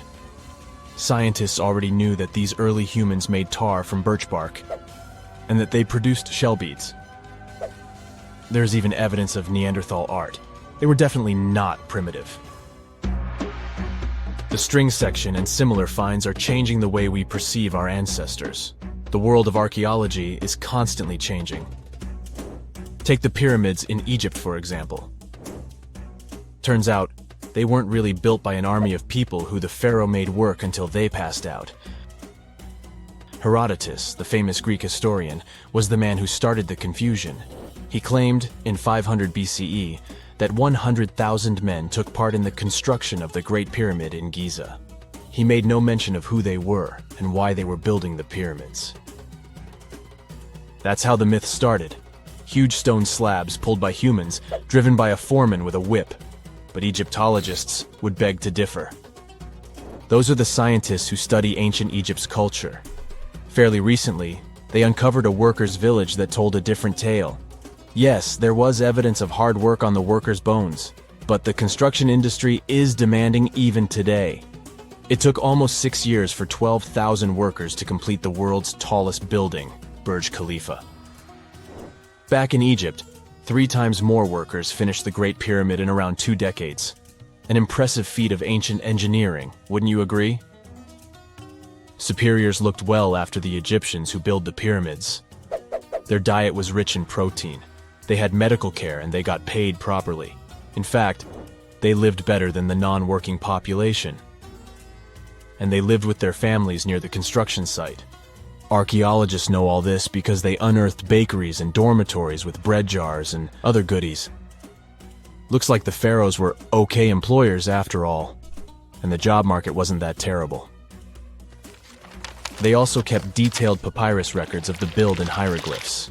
You and I wouldn't stand a chance of reading these letters that resemble images. Egyptologists had the same problem. For over a millennium, no one had used this type of font. And it's not like there was an English ancient Egyptian dictionary you could open and find meanings of words. But all this changed in 1822. A couple of decades before, the French found a broken slab of black granite. The stone contained one text in 3 scripts: Ancient Greek, Egyptian hieroglyphs, and Demotic. The last one was also the Egyptian language, but in a simplified script. Scientists dated it back to 196 BCE. The content is a religious proclamation. A French philologist and Orientalist, Jean-François Champollion, was the first one to crack the code. You see, people haven't forgotten ancient Greek letters. The Frenchman successfully matched the Greek letters with the ones in the Egyptian script. And voila, we were finally able to read hieroglyphs. The name of the piece of granite that made it all possible was the Rosetta Stone. The importance of its discovery went beyond archaeology. The word Rosetta Stone even entered the English dictionary. It represents a discovery that helps people understand an enigma that has been puzzling them for a long time. There are similar games. A symbol is attached to a particular message. Then you have to decode the message by replacing the symbol with a corresponding letter. In a nutshell, this is what scientists did with the Rosetta Stone more than 2 centuries ago. Do you know what is the oldest deciphered language in Europe? It has an unattractive name, Linear B. The script belongs to the Mycenaean Greek language. It predates the ancient Greek alphabet by several centuries. You can easily guess which script it is descended from. Linear A. The people from Crete used Linear B more than 1,000 years ago. During the Late Bronze Age, the Greek civilization that used the script vanished. There was no one who could read Linear B, and more importantly, no one knew it existed in the first place. This was about to change during the first years of the 20th century. A British archaeologist by the name of Sir Arthur Evans excavated a vast palace complex at Knossos, Crete, Greece. This was the center of the Minoan culture that created the enigmatic script. The palace boasted some 1,300 rooms. They had colorful paintings of dolphins, griffins, and bulls. All of these captivated the archaeologists' imagination. But their biggest find was at first overlooked: thousands of slabs of baked clay. The fire that brought down the palace helped preserve the tablets. It was impossible to read the slabs, though. They were written in an unknown language. The scientific community had to wait for another half a century before Michael Ventris cracked the code. He was an English architect and cryptographer. Ventris studied Greek and Latin. While attending the famous archaeologist lecture, the young man decided to solve the puzzle of Linear B once and for all. He managed to do so in 1952. One of Ventris's most amazing discoveries was that the script was an archaic form of Greek. But cryptology still hasn't solved the code of Linear A. This writing system will remain a mystery until a motivated young person like Michael Ventris comes along. They wouldn't have to be a professional archaeologist. Basil Brown certainly wasn't. Yet in 1939 he discovered the richest early medieval tomb in Europe. This happened in Sutton Hoo in the southeast of England. This wasn't an ordinary tomb made out of stone. It was a full-size ship, 3 times as long as a London double-decker bus. And that's not all. Apart from its main purpose, the ship was full of riches. Deluxe hanging bowls, feasting vessels, gold and dress accessories, and luxurious textiles were just some of the treasures found. Archaeologists were also amazed by the silverware from distant Byzantium. You probably know this city as Istanbul, Turkey. Even in our age, it's several days' drive from Sutton Hoo. Just imagine how much time and money it cost to import a silver plate in the 7th century. That's when the ship went down, according to archaeologists. The English couldn't have done it. At that time, there was no England. The people living in the British Isles at the time were the Anglo-Saxons.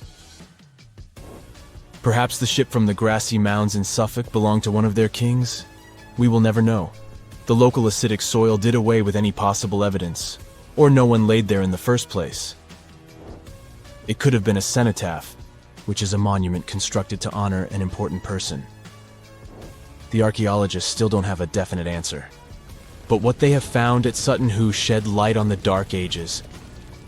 Before the discovery of the ship, they knew little about what had been going on in Britain after the Romans left. Now, the image of the early Anglo-Saxon society was much clearer. Perhaps the English soil will be the site of the next great breakthrough in archaeology. Ooh, so check this out. Researchers just found some super old footprints from a family of extinct humans, like we're talking 300,000 years ago. The prints belong to a group of Homo heidelbergensis. Ooh, that's a tough one, but I nailed it. So those dudes were pretty advanced for their time. They were building homes and hunting big animals. But unfortunately, they couldn't handle climate change and disappeared about 28,000 years ago. No, they weren't sissies, trust me. The weather was really tough back then, and they couldn't just go grab a down jacket like you do. So, the University of Tübingen crew made the discovery in Germany, where they found the perfectly preserved prints in a forest by a lake. Apparently, elephants, rhinos, and other critters used to come relax by the lake, and so did this Heidelberg family. The scientists believe they were probably just a family outing rather than a group of adult hunters, since there were little kid footprints too. And depending on the season, they could munch on plants, fruits, leaves, shoots, and mushrooms around the lake. Experts even found tracks from an extinct elephant species that used to weigh up to 13 tons. Now, can you imagine seeing one of those in person? Just so you know, 13 tons is about 45 times as heavy as a pig. They were digging around in Schöningen when they stumbled upon some elephant tracks that were 21 inches long. That's like the length of a really big ruler. They even found wood fragments in the ruts that the elephants had left behind. But wait, there's more. They also found a rhino print from the Pleistocene era, which is pretty wild. It's the first time they found a footprint from this particular species in Europe. Who knew rhinos had such big feet? Except those whom the rhino stepped on. Meanwhile, over in New Mexico, some British and American archaeologists found some ancient human footprints that date back 23,000 years. They used radiocarbon dating to figure out when these footprints were made, and it turns out they were stomped into the mud during the last glacial maximum. That's when ice sheets covered much of North America and sea levels were lower than they are now. Now, we've always thought that humans first made their way to North America between 13,000 and 16,000 years ago. But these footprints suggest that our ancestors were wandering around way earlier than that. Some people even think that humans might have been hanging out in North America as far back as 33,000 years ago, although not everyone is convinced. Alrighty, if there were footprints, there must have also been some shoes too, am I right? Well, researchers may not have found signature Gucci loafers, even though they've been around since 1953, but they did find a cave in Armenia full of ancient artifacts from the Copper Age. And guess what? Those artifacts included a seriously well-preserved shoe that's now the oldest footwear ever found. That footwear was made from a single piece of cowhide leather, which is pretty rare today, despite all the fancy schmancy technological upgrades we've got today. Talk about premium quality. Currently, the coolest modern-day designer shoes are trying to copy this hole-cut technique. The shoe was also rubbed with some kind of plant or vegetable oil for extra durability, and it even had shoelaces that crisscrossed through a series of holes, just like our beloved sneakers today.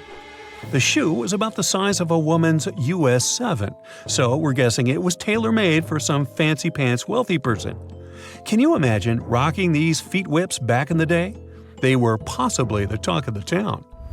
Now, since we're talking about shoes, have you ever had that gross feeling when you step in something sticky? especially if you're wearing a brand new pair of white sneakers. No, not what you're thinking. I'm talking about chewing gum. It's a total buzzkill to have it stuck to your shoe.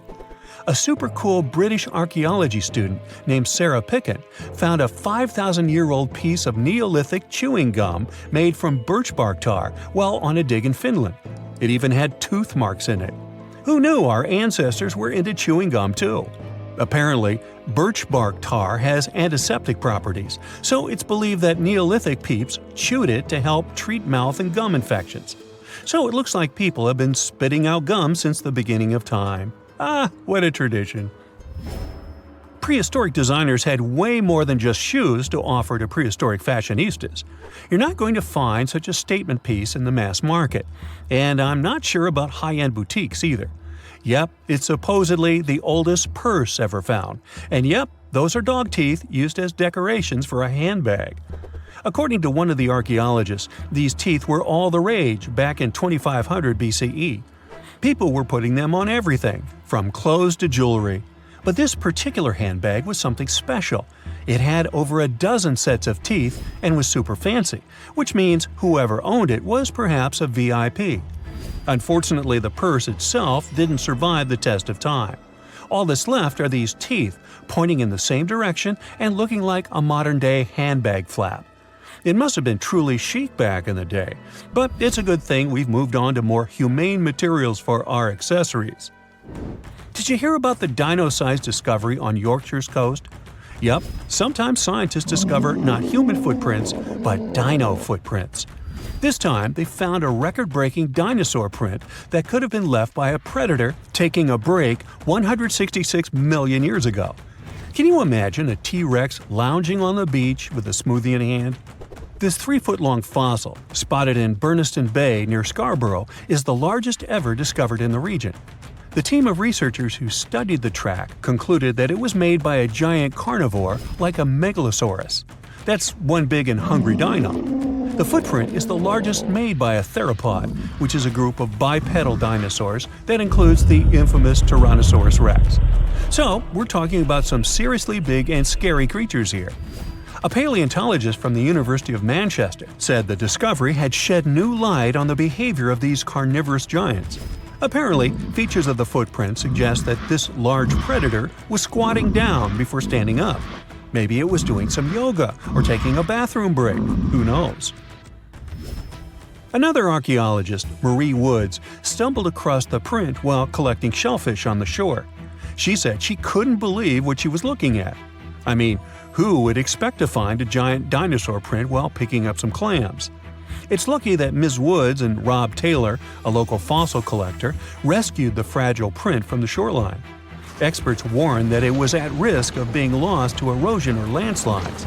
Now, plans are in motion for the footprint to go on public display at the Rotunda Museum in Scarborough. But there's some more dino-mite news.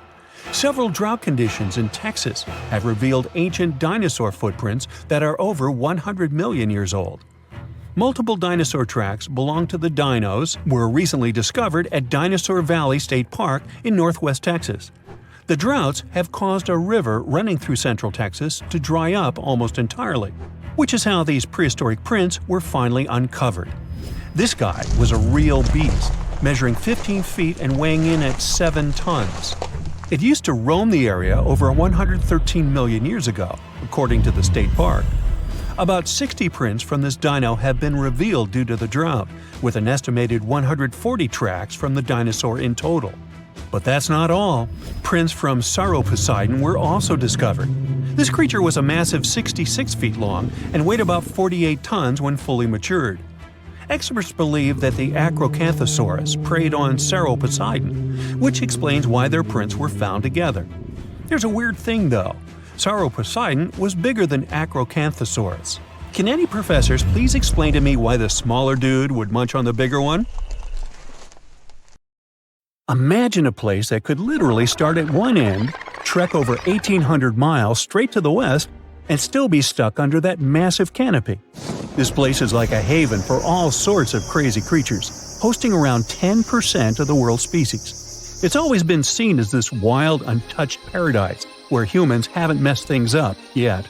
You know, like a glimpse into how the world used to be before we spread like wildfire across every continent, causing chaos everywhere. I'm talking about the Amazon region. That massive jungle turns out to be hiding some seriously cool secrets. For centuries, people have been talking about these lost cities deep within the forest. We're talking about El Dorado, the legendary city of gold that had Spanish explorers going crazy, venturing into uncharted territory, never to return. And even in the 20th century, the adventurous Percy Fawcett went looking for the lost city of Z and disappeared into the jungle, leaving us all hanging. Scientists have actually found evidence that ancient cities did exist in the Amazon. But how did they find these hidden ruins in such a dense and remote forest? Well, they've got this awesome technology called LiDAR. Basically, they hopped into a helicopter and used light-based remote sensing to digitally strip away the canopy and reveal the ancient ruins of a massive urban settlement around Llanos de Mojos in the Bolivian Amazon. The place was once home to the Kasarabi culture, which thrived from 500 to 1400 CE. They had these incredible urban centers with huge platform and pyramid structures. They even had raised causeways connecting different suburban-like settlements spread across miles and miles of land.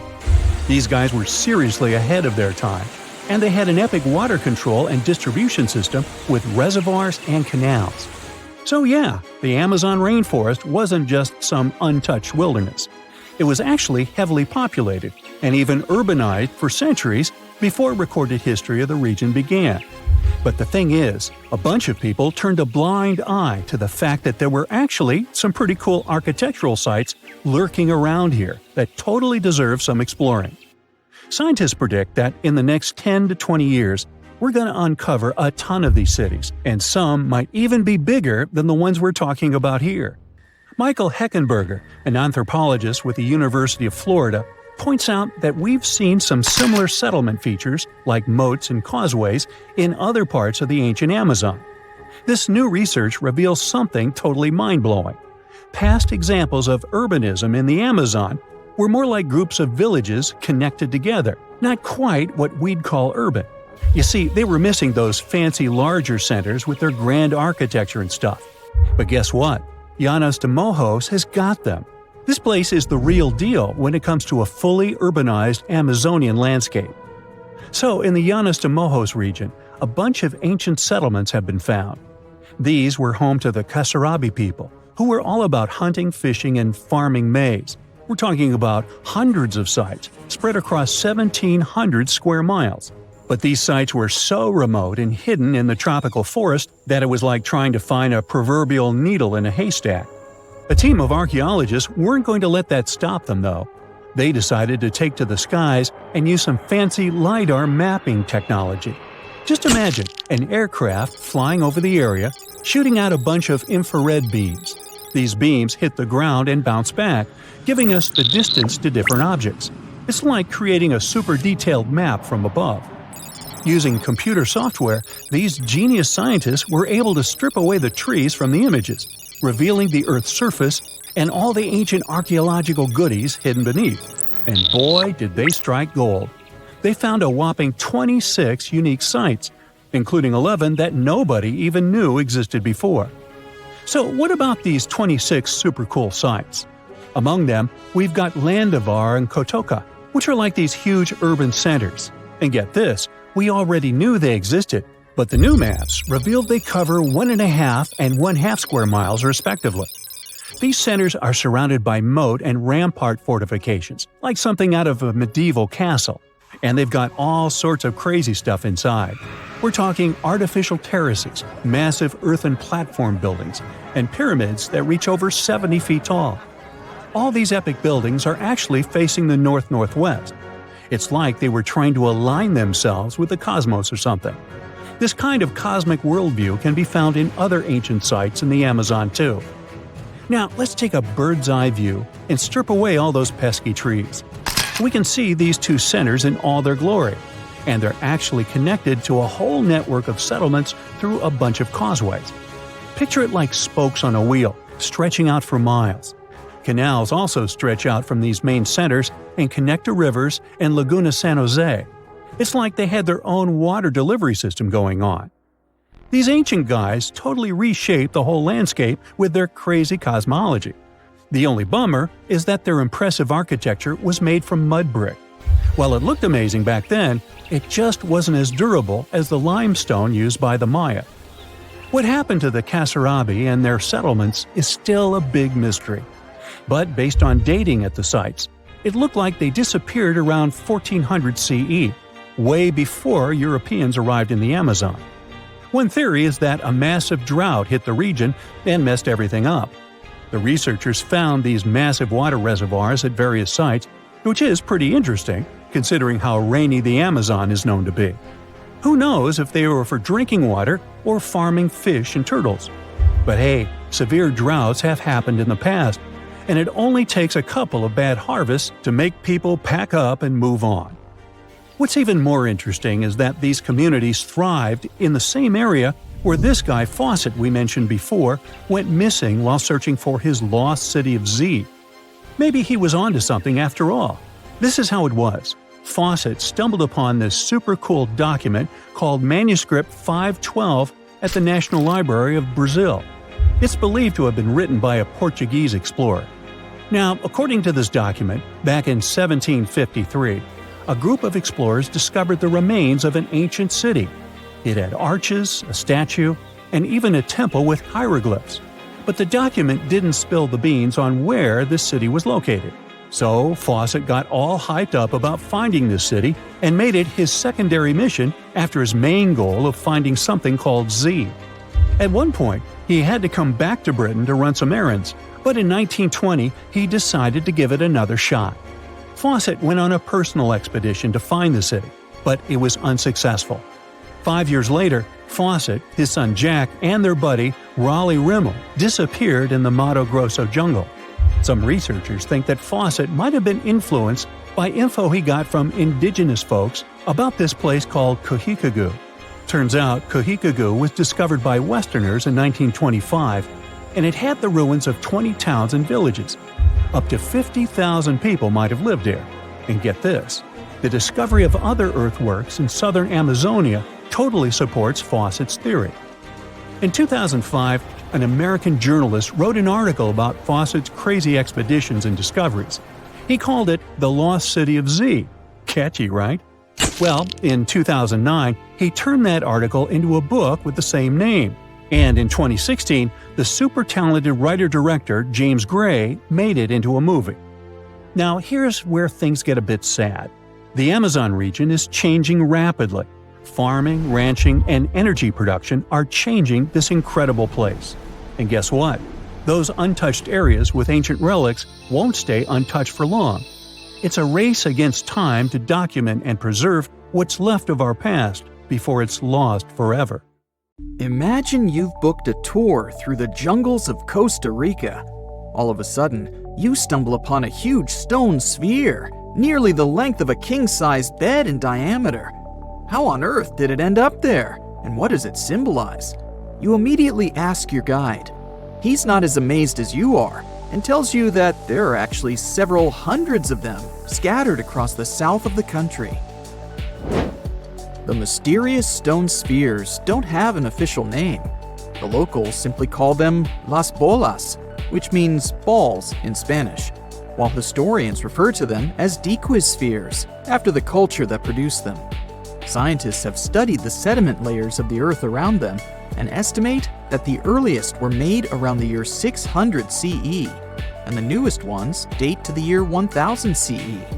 Many of the spheres were relocated after their initial discovery, and that's why archaeologists can't date them precisely. The dequis culture completely disappeared shortly after they were discovered by the Spanish in the 16th century. Unlike the Mayas and the Aztecs, the myths or legends of these peoples didn't survive, so they cannot explain the existence of the mysterious orbs. More than 300 of these objects have been discovered so far, with some being smaller than 1 inch in diameter, and the largest measures 6.6 feet in diameter, standing taller than most humans. Although there are ones made from limestone, most spheres were carved out of a coarse version of basalt, a type of rock that forms when lava cools rapidly.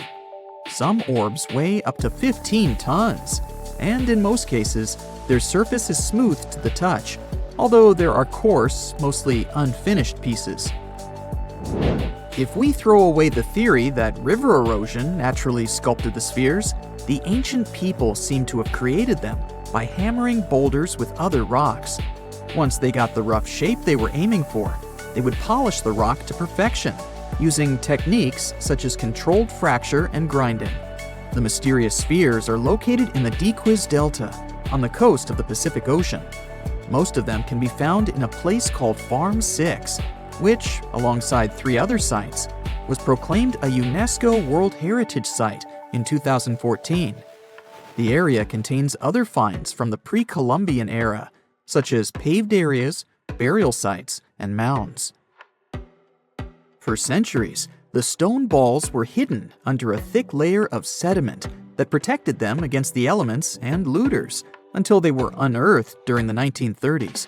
The company that owned the land was clearing the rainforest for banana plantations when they stumbled upon these unusual stone constructions. Some were damaged by bulldozers, and some by workers trying to pry them open, as they believed there was gold hidden inside. It took a while before the authorities intervened to stop further damage to the finds. Doris Stone, the daughter of an executive of the company that owned the land, was the first to study the spheres. In 1943, she published an article in a leading American archaeological journal, turning the world's attention to the orbs. Expeditions soon followed, and archaeologists were immediately able to determine that the stone formations were human-made, probably created by the ancient indigenous population of Costa Rica. To this day, no one has been able to fully explain their function in a scientific way. It means there's still room for some wild theories about the sphere's origins and true purpose. The most popular theory in the scientific community is that the stone spheres served as decorations and status symbols, as many of them were found near the houses of chieftains. Local tribal leaders were also laid to rest with some of the smaller balls, so these stone formations were definitely associated with power in some way. Chiseling a boulder to perfection involved a lot of labor and planning, and only powerful individuals could afford it at the time. The other popular theory is that the boulders were used for astronomical observations. Individual spheres represented stars or planets, like a primitive map of the night sky. Since they were perfectly round, it was easy to roll them around. Before the jungle engulfed them, the area where they were found was a flat alluvial plain, ideal for rolling large boulders around. Another version of this theory suggests that the stones were used as boundary markers, much like modern border stones, which are also mostly made from stone. Finally, legends from other tribes that lived in the area tell of how the spheres were cannonballs that the deity of thunder used to drive away the deity of winds and hurricanes. We still don't know the original purpose of the Costa Rican spheres, but they remain an important part of the country's national identity. The National Museum in the Costa Rican capital, San Jose, has 6 of them in its courtyard. Many other spheres have become prized garden decorations for wealthy Costa Ricans. There's even one at Harvard University. More than a millennium after they were created, the mysterious stone spheres of Costa Rica are still associated with power and wealth. In terms of numbers, the stone orbs are not perfectly round. They are rated as nearly perfect, at 96% spherical in shape. And while even that is pretty impressive, the spheres of Costa Rica are not the only ones of their kind. Nearly a decade ago, workers came across mysterious giant stone spheres deep underground in a coal mine in northern Asia. The surface of the spheres, which measured a little over the length of a human footstep in diameter, was unusually smooth, and people tried to explain it somehow. Some were certain they were out of this world, and others suggested the spheres were actually petrified dinosaur eggs.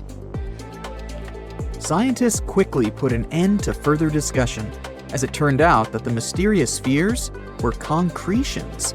Those are rock formations that take millions of years to form deep underground. Think of a pebble that picks up snow as it rolls down a hill. That's how concretions are made. Groundwater, rich in sediment and minerals, flows around the sediment, slowly shaping it into a perfect orb. The process is quite common in nature, but most concretions are fairly small. The spheres found in the coal mine grew to their size in the mineral-rich ground, and they were big enough to get the press and the general public interested. Another possible case of concretions is the massive stone spheres found in the Visoko Valley in Bosnia.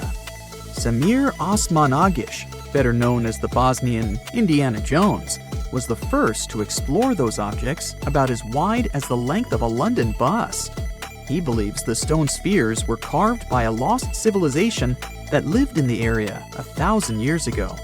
The reddish color of the orbs, though, is proof to geologists that they are indeed concretions, rich in iron content. The Moki marbles, found in rural Utah, are similar in color to the Bosnian spheres. These tiny concretions are the size of toy marbles and consist of a sandstone core and a shell made out of hematite, an iron ore. In South Africa, miners have come across Klerksdorp spheres, which are similar in shape and size to Moki marbles. The only difference is that these ones formed inside volcanic sediments and ash. The most intriguing among human-made tiny spheres are probably the orbs found on several Greek islands. Scientists discovered 700 stones smaller than golf balls near the Bronze Age site of Akrotiri on the island of Santorini. They believe that the finds were between 3,600 and 4,500 years old. When they compared all the stones' variations in size and color, the archaeologists concluded that these enigmatic stones could have easily been the oldest board game ever made. With the help of artificial intelligence, scientists are now trying to work out the rules of this game. Something exciting and kinda unexpected popped out among the rocks of the Ica Valley in Peru. The bones of a really old whale that lived almost 40 million years ago. At first, no one was really impressed because the bones they found were big and weirdly shaped, so people just thought they were looking at giant boulders. I mean, that's cool too, but things got way better when they realized those were the remains of a very large, ancient animal that roamed along the coast of ancient Peru. Plus, it was probably the heaviest creature that ever lived. Sorry, blue whale, I know you worked hard to get to the top. The length of over 100 feet and weight of more than 200 tons brought you the status of the biggest animal on our planet. But it seems you've held the title long enough. Time to hand it over to our next candidate, and that one's really gigantic. This ocean beast was probably shorter than the blue whale, but heavier, with a weight that could be between 93 tons and 370 tons. If it's closer to the higher number, it'll make Perseus the biggest animal ever known to have lived on Earth. And it seems its weight was the result of having extremely thick, dense bones. You can see such bones today in manatees or some other early whales. Dense bones are a great tool for such marine mammals. This feature makes them heavy and allows them to stay submerged most of the time.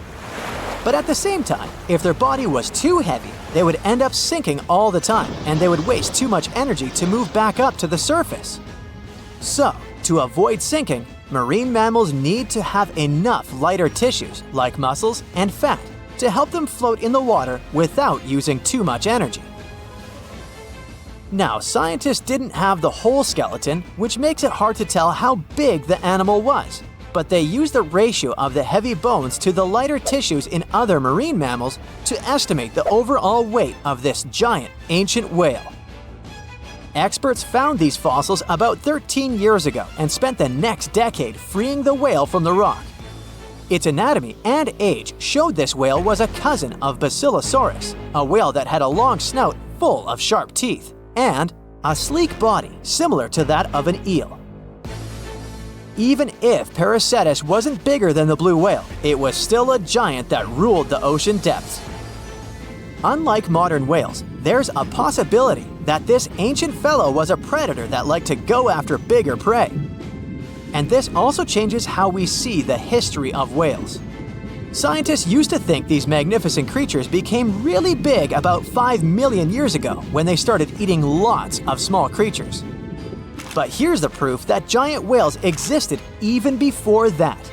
But it's still unclear how this whale managed to find enough food to sustain its enormous body. Plus, it's still hard to tell what exactly this ancient creature had on its menu. It was pretty large and not such a fast swimmer, so it's possible it searched for food in shallow waters. Then it probably ate crustaceans, clams, or some other small animals hiding in the sand. One theory says it was a scavenger, which basically means it munched on remains of everything that would come its way. It's not so unusual to find marine animals in deserts. Many of these regions used to be covered with water anyway. The Sahara in Africa is a perfect example. About 50 to 100 million years ago, this was not a dry desert, but a shallow saltwater body called the Trans-Saharan Seaway. The land is not wet there anymore, of course, but people who lived in that area knew about it because they used to find old shells across the desert. The sea was about 164 feet deep. That sounds enough for a nice swim. Some would say this area looked like modern Puerto Rico, with lots of sun and shallow water. Mangrove forests were a common thing as well as seafloors covered with mollusks, like snails and clams. The marine sediment that was left behind after the sea had dried up is full of different fossils. And the animal that lived in that ancient underwater world didn't look friendly. Plus, they were much bigger than their relatives from modern times, so a regular-sized human would end up as a snack, not even a whole meal. Normally, when animals live on small islands, they can become much bigger than their relatives from the mainland. This is something we call island gigantism, and it happens because there are more resources or fewer predators on islands. Maybe the same thing happened in the Trans-Saharan Seaway. Even though it wasn't an actual island, the water moved in and out, which created little pockets of water. And specific conditions in these pockets might have helped animals grow bigger. So we're talking about giant sea snakes, catfish, and fish that no longer exist today. One had incredibly strong jaws, and the animal used them to eat hard things and even crush shells. Their teeth showed they were fierce predators other animals had every reason to be afraid of. They went through some changes when it came to diet, similar to some types of piranhas. And the competition to get to the top of the food chain wasn't a joke. Not when there were also such large predators as sharks, crocodiles, and ancient relatives of elephants. Sahara went through different phases. If you could use a time machine and take a peek at Earth's largest hot desert as it was about 6,000 years ago, you wouldn't have to struggle with sand and heat. You'd have a nice walk through a green and pretty lush place.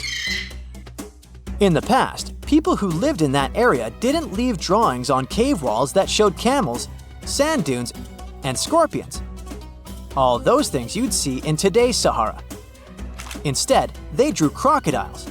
That's additional evidence that the Sahara used to have a lot of water and plants enough to support these big yet scary animals. Around 3 billion years ago, Earth might have been mostly covered with water. Today, it's about 71% of its surface, but it seems that our planet used to be a giant ocean world with no continents at all, just some scattered islands. Scientists studied special rocks in Western Australia that formed in a place deep under the ocean called a hydrothermal vent system. To explain this better, it's important to mention two common oxygen types, O16 and O18. O18 is heavier because it has extra neutrons. O16 evaporates from water more easily, and as researchers studied an old ocean floor, they found a lot of O18, more than in today's oceans. This way, they realized ancient Earth had less dry land than Earth today. Australia is a good spot to conduct these studies because a long time ago, it also used to be a beautiful place with large animals and lush rainforests. But as time went by, the land became drier and Australia had more deserts formed, such as the Great Victoria Desert. Rainforest remained only on the edges of the continent. What happens with deserts across the globe is called desertification.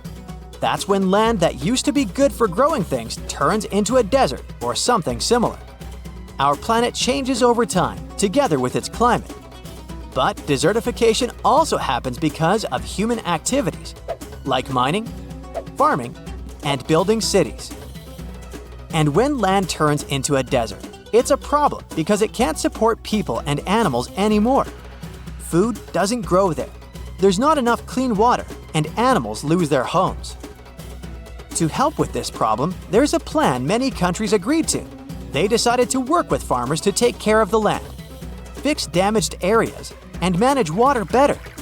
All in all, to make our planet a better place for life. Recently, scientists made an astonishing discovery that might solve Stonehenge's mystery. They found something hidden deep within the DNA of Stonehenge's sarsen rocks, the huge monolithic ones, and it might reveal why our Neolithic ancestors designed and built this thing in the first place. Over the years, scientists have been scratching their heads, trying to figure out where the huge sarsen rocks came from. For years, they believed they came from a quarry just 15 miles away from the site, known as Marlborough Downs. At this site, they found similar minerals to the ones that make up the sarsen rocks. But it turned out there was more to this story than they thought. The understanding of how Stonehenge was built is always changing. Scientists need to really travel back in time to uncover its mysteries. Where did the rocks come from? How were they carried? Why was the site built? You see, the Stonehenge site, located at Salisbury Plain in England, is made up of two main types of stone. There are the super heavy sarsens and the lighter and smaller bluestones. The sarsens each weigh about 25 tons. That's as much as 3 African elephants stacked together. The heaviest sarsen stone, called the heel stone, weighs 30 tons all by itself. Together, the sarsens make that iconic outer ring circle. Inside that circle, that's where you'll find the bluestones. The naming might seem a bit misleading since they're not really blue. They have a bluish tinge to them when they are freshly broken, hence the name. These smaller rocks probably came from the Preseli Hills in southwest Wales, which is about 150 miles away from Stonehenge. They're a bit lighter than the sarsens, but still pretty heavy. The altar stone, which is classified as a bluestone, is the heaviest one, weighing around 6 tons. Its original location still isn't known for sure. To figure out where a rock came from, scientists first have to study their composition. This is like checking the rock's DNA. Then they cross-reference the structure of the rock with minerals in the soil to see if it's a match.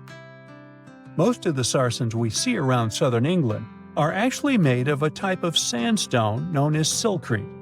Think of silcrete as sand that's been hardened by underground water processes over millions of years. This process mostly happened during a period called the Paleogene, about 65 to 23 million years ago. These sarsen rocks didn't form in one big slab, but in patches, like nature leaving little rock gardens all over the place. Scientists reason the sarsens spread out randomly, forming in isolated pockets. Over time, many were buried under layers of clay and chalk, which helped preserve them. When ancient builders were on the lookout for materials, these sarsens must have looked perfect for something impressive like Stonehenge. Actually, sarsens have been used in everything, from Roman villas to medieval churches, and even in things like road curbs and old field walls. One could say these rocks were the it material for ancient builders, and continue to be popular even into more modern times. This fact made scientists start wondering that maybe not all sarsen stones that were used to build Stonehenge came from the same place. They've identified sarsen sites all over the UK, in places such as Oxfordshire and Kent. After hundreds of years of studying the sarsens, geologists finally had the right type of technology to determine the origin of the stones. Now, I wish I could tell you that it was some undisclosed location very far away from the site. But, as it turned out, the Sarsens were originally from Westwoods, the forest near Stonehenge.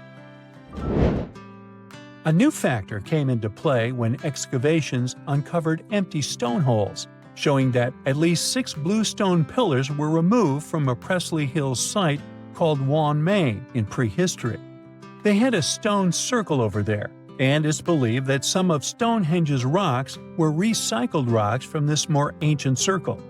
If this is true, it might be that Stonehenge is part of a much larger landscape of ancient sites. If this is the case, then Stonehenge is just the cherry on top of a much larger scale project. Think of it as the sacred centerpiece of an entire landscape of monuments, mounds, stone circles, and things.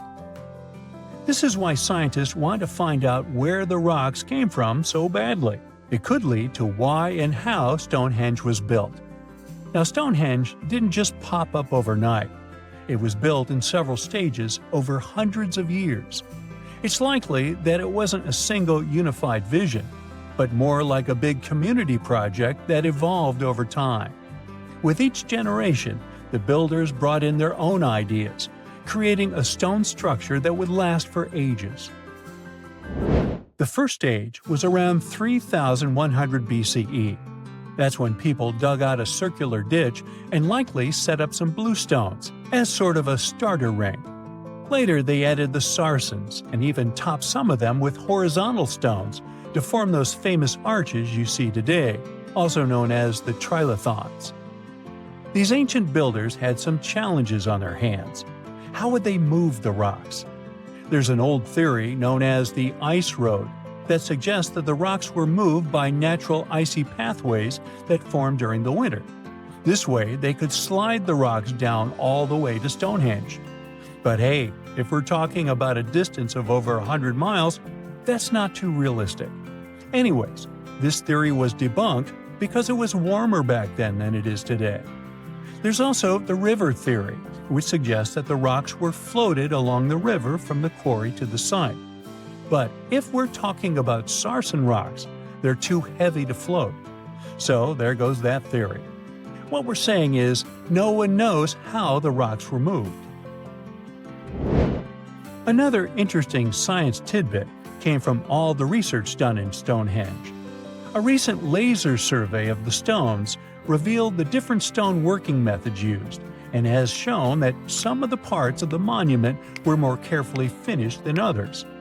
In particular, the northeast side and the inner faces of the central trilithons were finely dressed. FYI, a trilithon is one of Stonehenge's most famous shapes.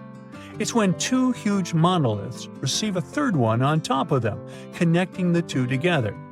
This fancy word is simply Greek for having 3 stones.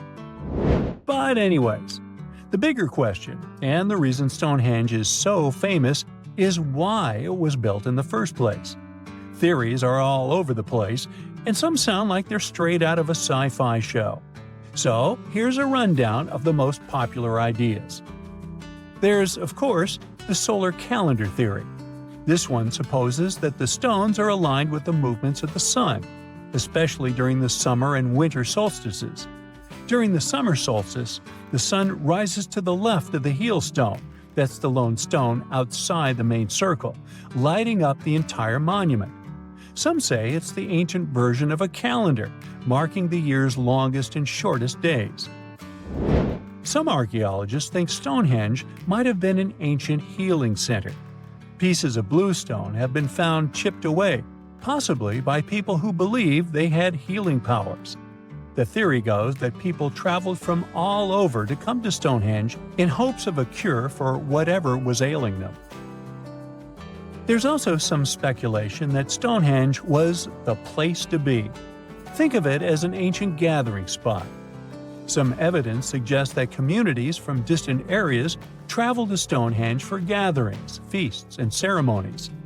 Studies of bones found near the site show they came from all over Britain, making it a sort of prehistoric meetup location. In 2011, scientists from Chile found a weird-looking fossil in Antarctica that looked like a squashed football. Almost 10 years later, the rock just sat on a shelf in Chile's National Museum of Natural History with no specific label. It went by The Thing in the museum because it looked like something from a science fiction movie. When the scientists finally got their hands on the strange fossil, it turned out it was actually a giant softshell egg from around 66 million years ago. This one is more than 11 inches long and 7 inches wide. A regular chicken egg is just 2.5 inches long, and an ostrich egg is almost 6 inches long for comparison.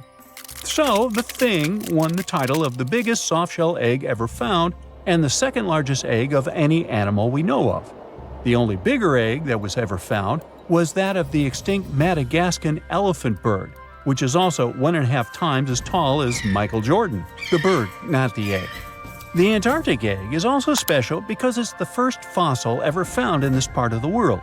So, whoever left it there must have been one big creature, probably a giant sea turtle that lived long ago, like a mosasaur. This is surprising because most scientists thought these creatures didn't even lay eggs. So this discovery could change what we know about them. The egg is also unique because it has a thin eggshell and no pores, which is totally different from most dinosaur eggs.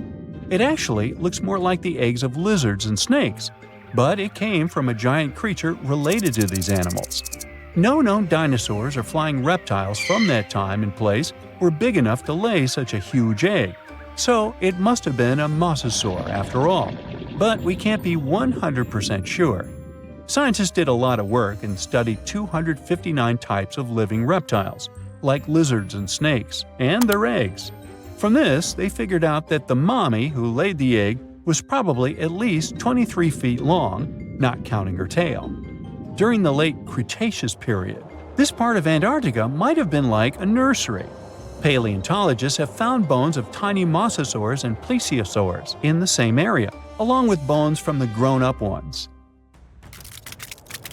Archaeologists in Norway made another cool but literally discovery and found dozens of arrows that had been hidden in ice for 6,000 years. They were melting out of a large ice patch in the high mountains, covering an area of about 45 football fields. In 2014 and 2016, when the summers were extra warm, scientists went to an ice patch called Langfoni to look around. They also found lots of reindeer bones and antlers there. Some of the arrows were whole and some in pieces, along with 5 arrowheads around the melting ice patch. This is more arrows than have been found at any other frozen site in the world. Some of the 68 found arrows date back to the Neolithic period, and the newest ones are from the 14th century of the Common Era. Ice is like the perfect time machine that can preserve whatever ends up there in an almost perfect condition. Langfoni became famous as one of the first ice patch sites after a local hiker found a 3,300-year-old leather shoe right next to its edge. Scientists are studying places like this to understand how people use these sites and how the ice patches from Norway to North America changed over time. Now, once upon a time, around 32,000 years ago, to be exact, a squirrel buried some seeds near a river in Siberia. Am I the only one getting the Ice Age vibes? Anyway, these seeds belong to a plant with cute white flowers. Thousands of years later, a group of scientists found these seeds buried deep in the frozen ground, about as far down as a 12-story building is tall.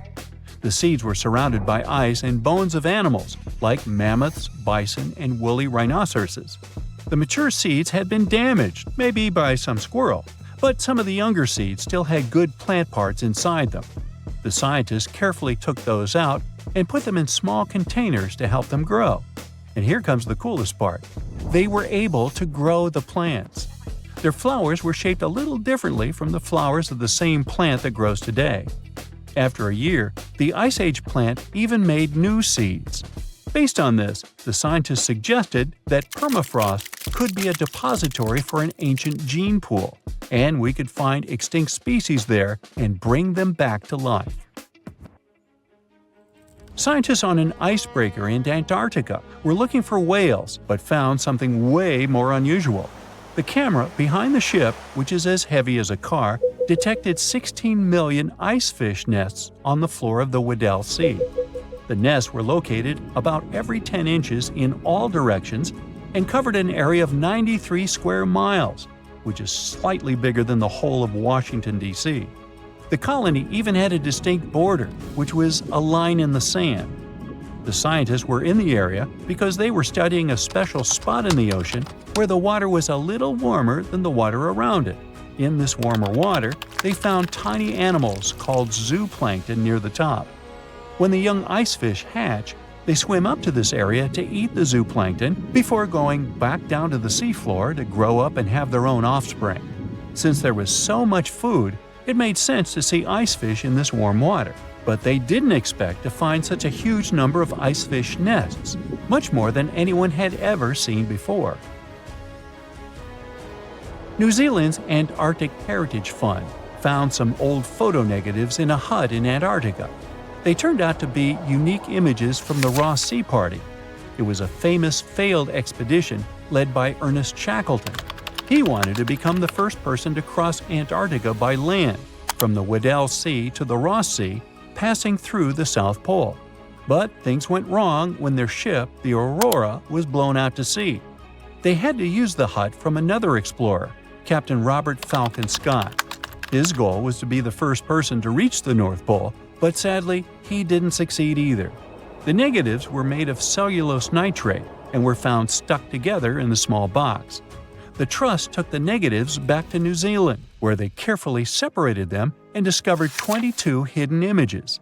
Many of the photos were damaged, but the Trust could still recognize some familiar places around McMurdo Sound, a well-known area in Antarctica. No one knows for sure who took the pictures. In December 2021, some scientists noticed a strange mark on the Larsen Ice Shelf, a giant sheet of ice off the eastern coast of Antarctica.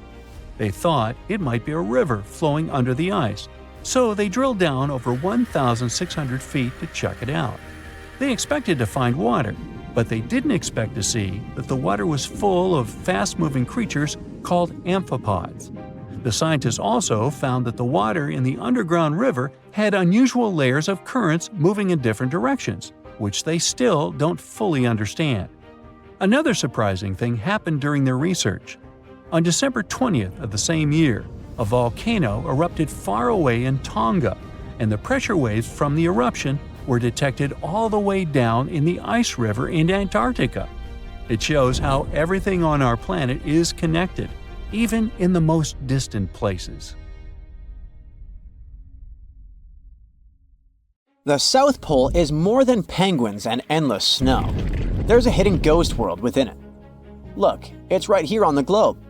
Don't confuse Antarctica with the Arctic, which is at the top of our maps. Much smaller in size, and, let's face it, way less mysterious.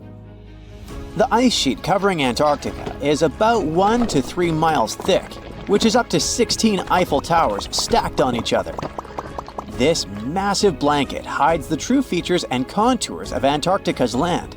We still don't know much about this mysterious continent, and it is ice and snow that are to blame. We still don't even know the true shape and size of this continent. Mapping Antarctica without some huge shovels is an incredibly hard task. But satellites learn to penetrate the ice with their cameras. And now we know there's actually an enormous, dramatic ancient landscape beneath the snow. The ghost of the past. About 90 million years ago, Antarctica was a much warmer place. It was actually a lush rainforest with tons of plants and probably teeming with life. It even had rivers flowing through it. Then the ice came. This happened about 34 million years ago, during the transition from the Eocene to the Oligocene, when our planet cooled significantly. It was the beginning of one of our several ice ages.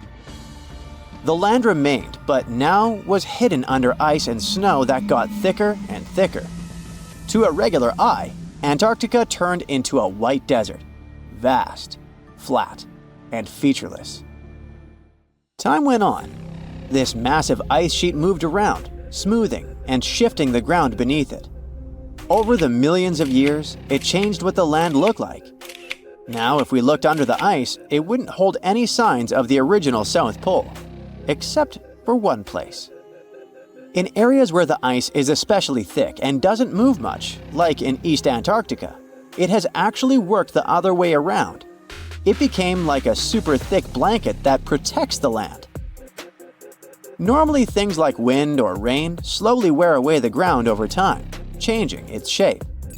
But since we have this protective ice blanket, it prevents these natural processes from reaching the stuff underneath. So, the ground stayed almost the same for millions of years, like it's been frozen in time. This special area near the Aurora and Schmidt subglacial basins has become the ghost of Antarctica's landscape. This place was barely touched even since it was first covered in snow 34 million years ago. This is a historical footprint, a place that can tell us what Antarctica's ground looked like before it became a freezing nightmare. As scientists peered under East Antarctica, they saw an amazing ghost. The traces of the rivers that were flowing there millions of years ago, various valleys, and some weird little islands, as well as 3 big chunks of land shaped like the letter U. Hey, what's that all about? You see, the continents on our planet are moving constantly, sliding along the red-hot lava mantle like cereal on milk. Over history, they came together and broke apart several times. Hundreds of millions of years ago, several continents were a part of one enormous Gondwana. Antarctica was one of them. It used to be one huge landmass. But when Gondwana broke apart, the poor continent got stretched by tectonic forces. Parts of land were pulled away from each other. Whoosh! And they got torn apart. And that's how we got these big chunks or blocks of land under thick layers of ice. In any case, scientists now want to explore this ghost a bit more. But to study it deeply, they need to actually drill down through the ice, like using a straw to get to the bottom of a thick shake. This will help them pick up some rocks and dirt from way below to learn more about the Earth's history and climate. Antarctica is the 5th largest continent in the world, approximately bigger than the entirety of Europe or Australia, competing with the entire South America in size. Aside from East Antarctica, we discussed there are several more regions: Antarctica Peninsula, South Pole, West Antarctica, and the Ross Sea. The continent is basically a frozen sandbox, and all its hidden, mysterious landscape is actually less explored than Mars's terrain. We only know for sure that without ice, it wouldn't just be flat and empty, but an entire world full of big mountains, huge canyons, and even fiery volcanoes. Some of these volcanoes are so huge that they peak above the layers of snow. In West Antarctica alone, there are at least 138 volcanoes, though only about 8 or 9 are active today. One of the craziest ones is Mount Erebus, the southernmost volcano and the tallest one on the continent, about 12,500 feet high. And deep beneath the ice sheet, this guy hosts incredible, beautiful subvolcanic caves. The temperatures there are warm enough for t-shirts. The Antarctic Peninsula, or Lesser Antarctica, looks like a bunch of mountainous islands deeply underground. It has newer volcanic rocks that are part of the Pacific Ring of Fire, which is like a giant circle of volcanoes and earthquake zones around the Pacific Ocean. The Greater Antarctica is a huge part, almost as big as Australia. It consists of East Antarctica and the South Pole. Beneath the ice, it's a place of rocks that have been around for a very, very long time, including the special zone we mentioned. You probably know that Antarctica is nearly devoid of humans. No wonder, with a mean temperature of about -46 degrees Fahrenheit. But even though this place is horrifyingly cold and deserted, life still clings on. You guessed it, in the underworld. In 2017, scientists found DNA traces of algae, moss, and even possibly unknown small animals in the deep caves. That means that even in such crazy conditions, there are still unique ecosystems thriving in little isolated warm pockets beneath the snow. There was another incredible find beneath Antarctica's Ross Ice Shelf. a lively ecosystem vibing within an underground river. Scientists have long suspected that Antarctica's underworld should have some freshwater lakes and rivers. One day, a satellite spotted a groove there. They decided to explore it and used a hot water drill to melt their way through the ice. As they reached the underworld, they dropped a camera into one of those hidden fresh rivers. And at first, they thought they'd find just some rocks or something. But instead, they stumbled upon hundreds of amphipods, tiny shrimp-like creatures. Little ones instantly swarmed around the lens. Shrimps blocked the camera and scientists couldn't check out what they wanted to.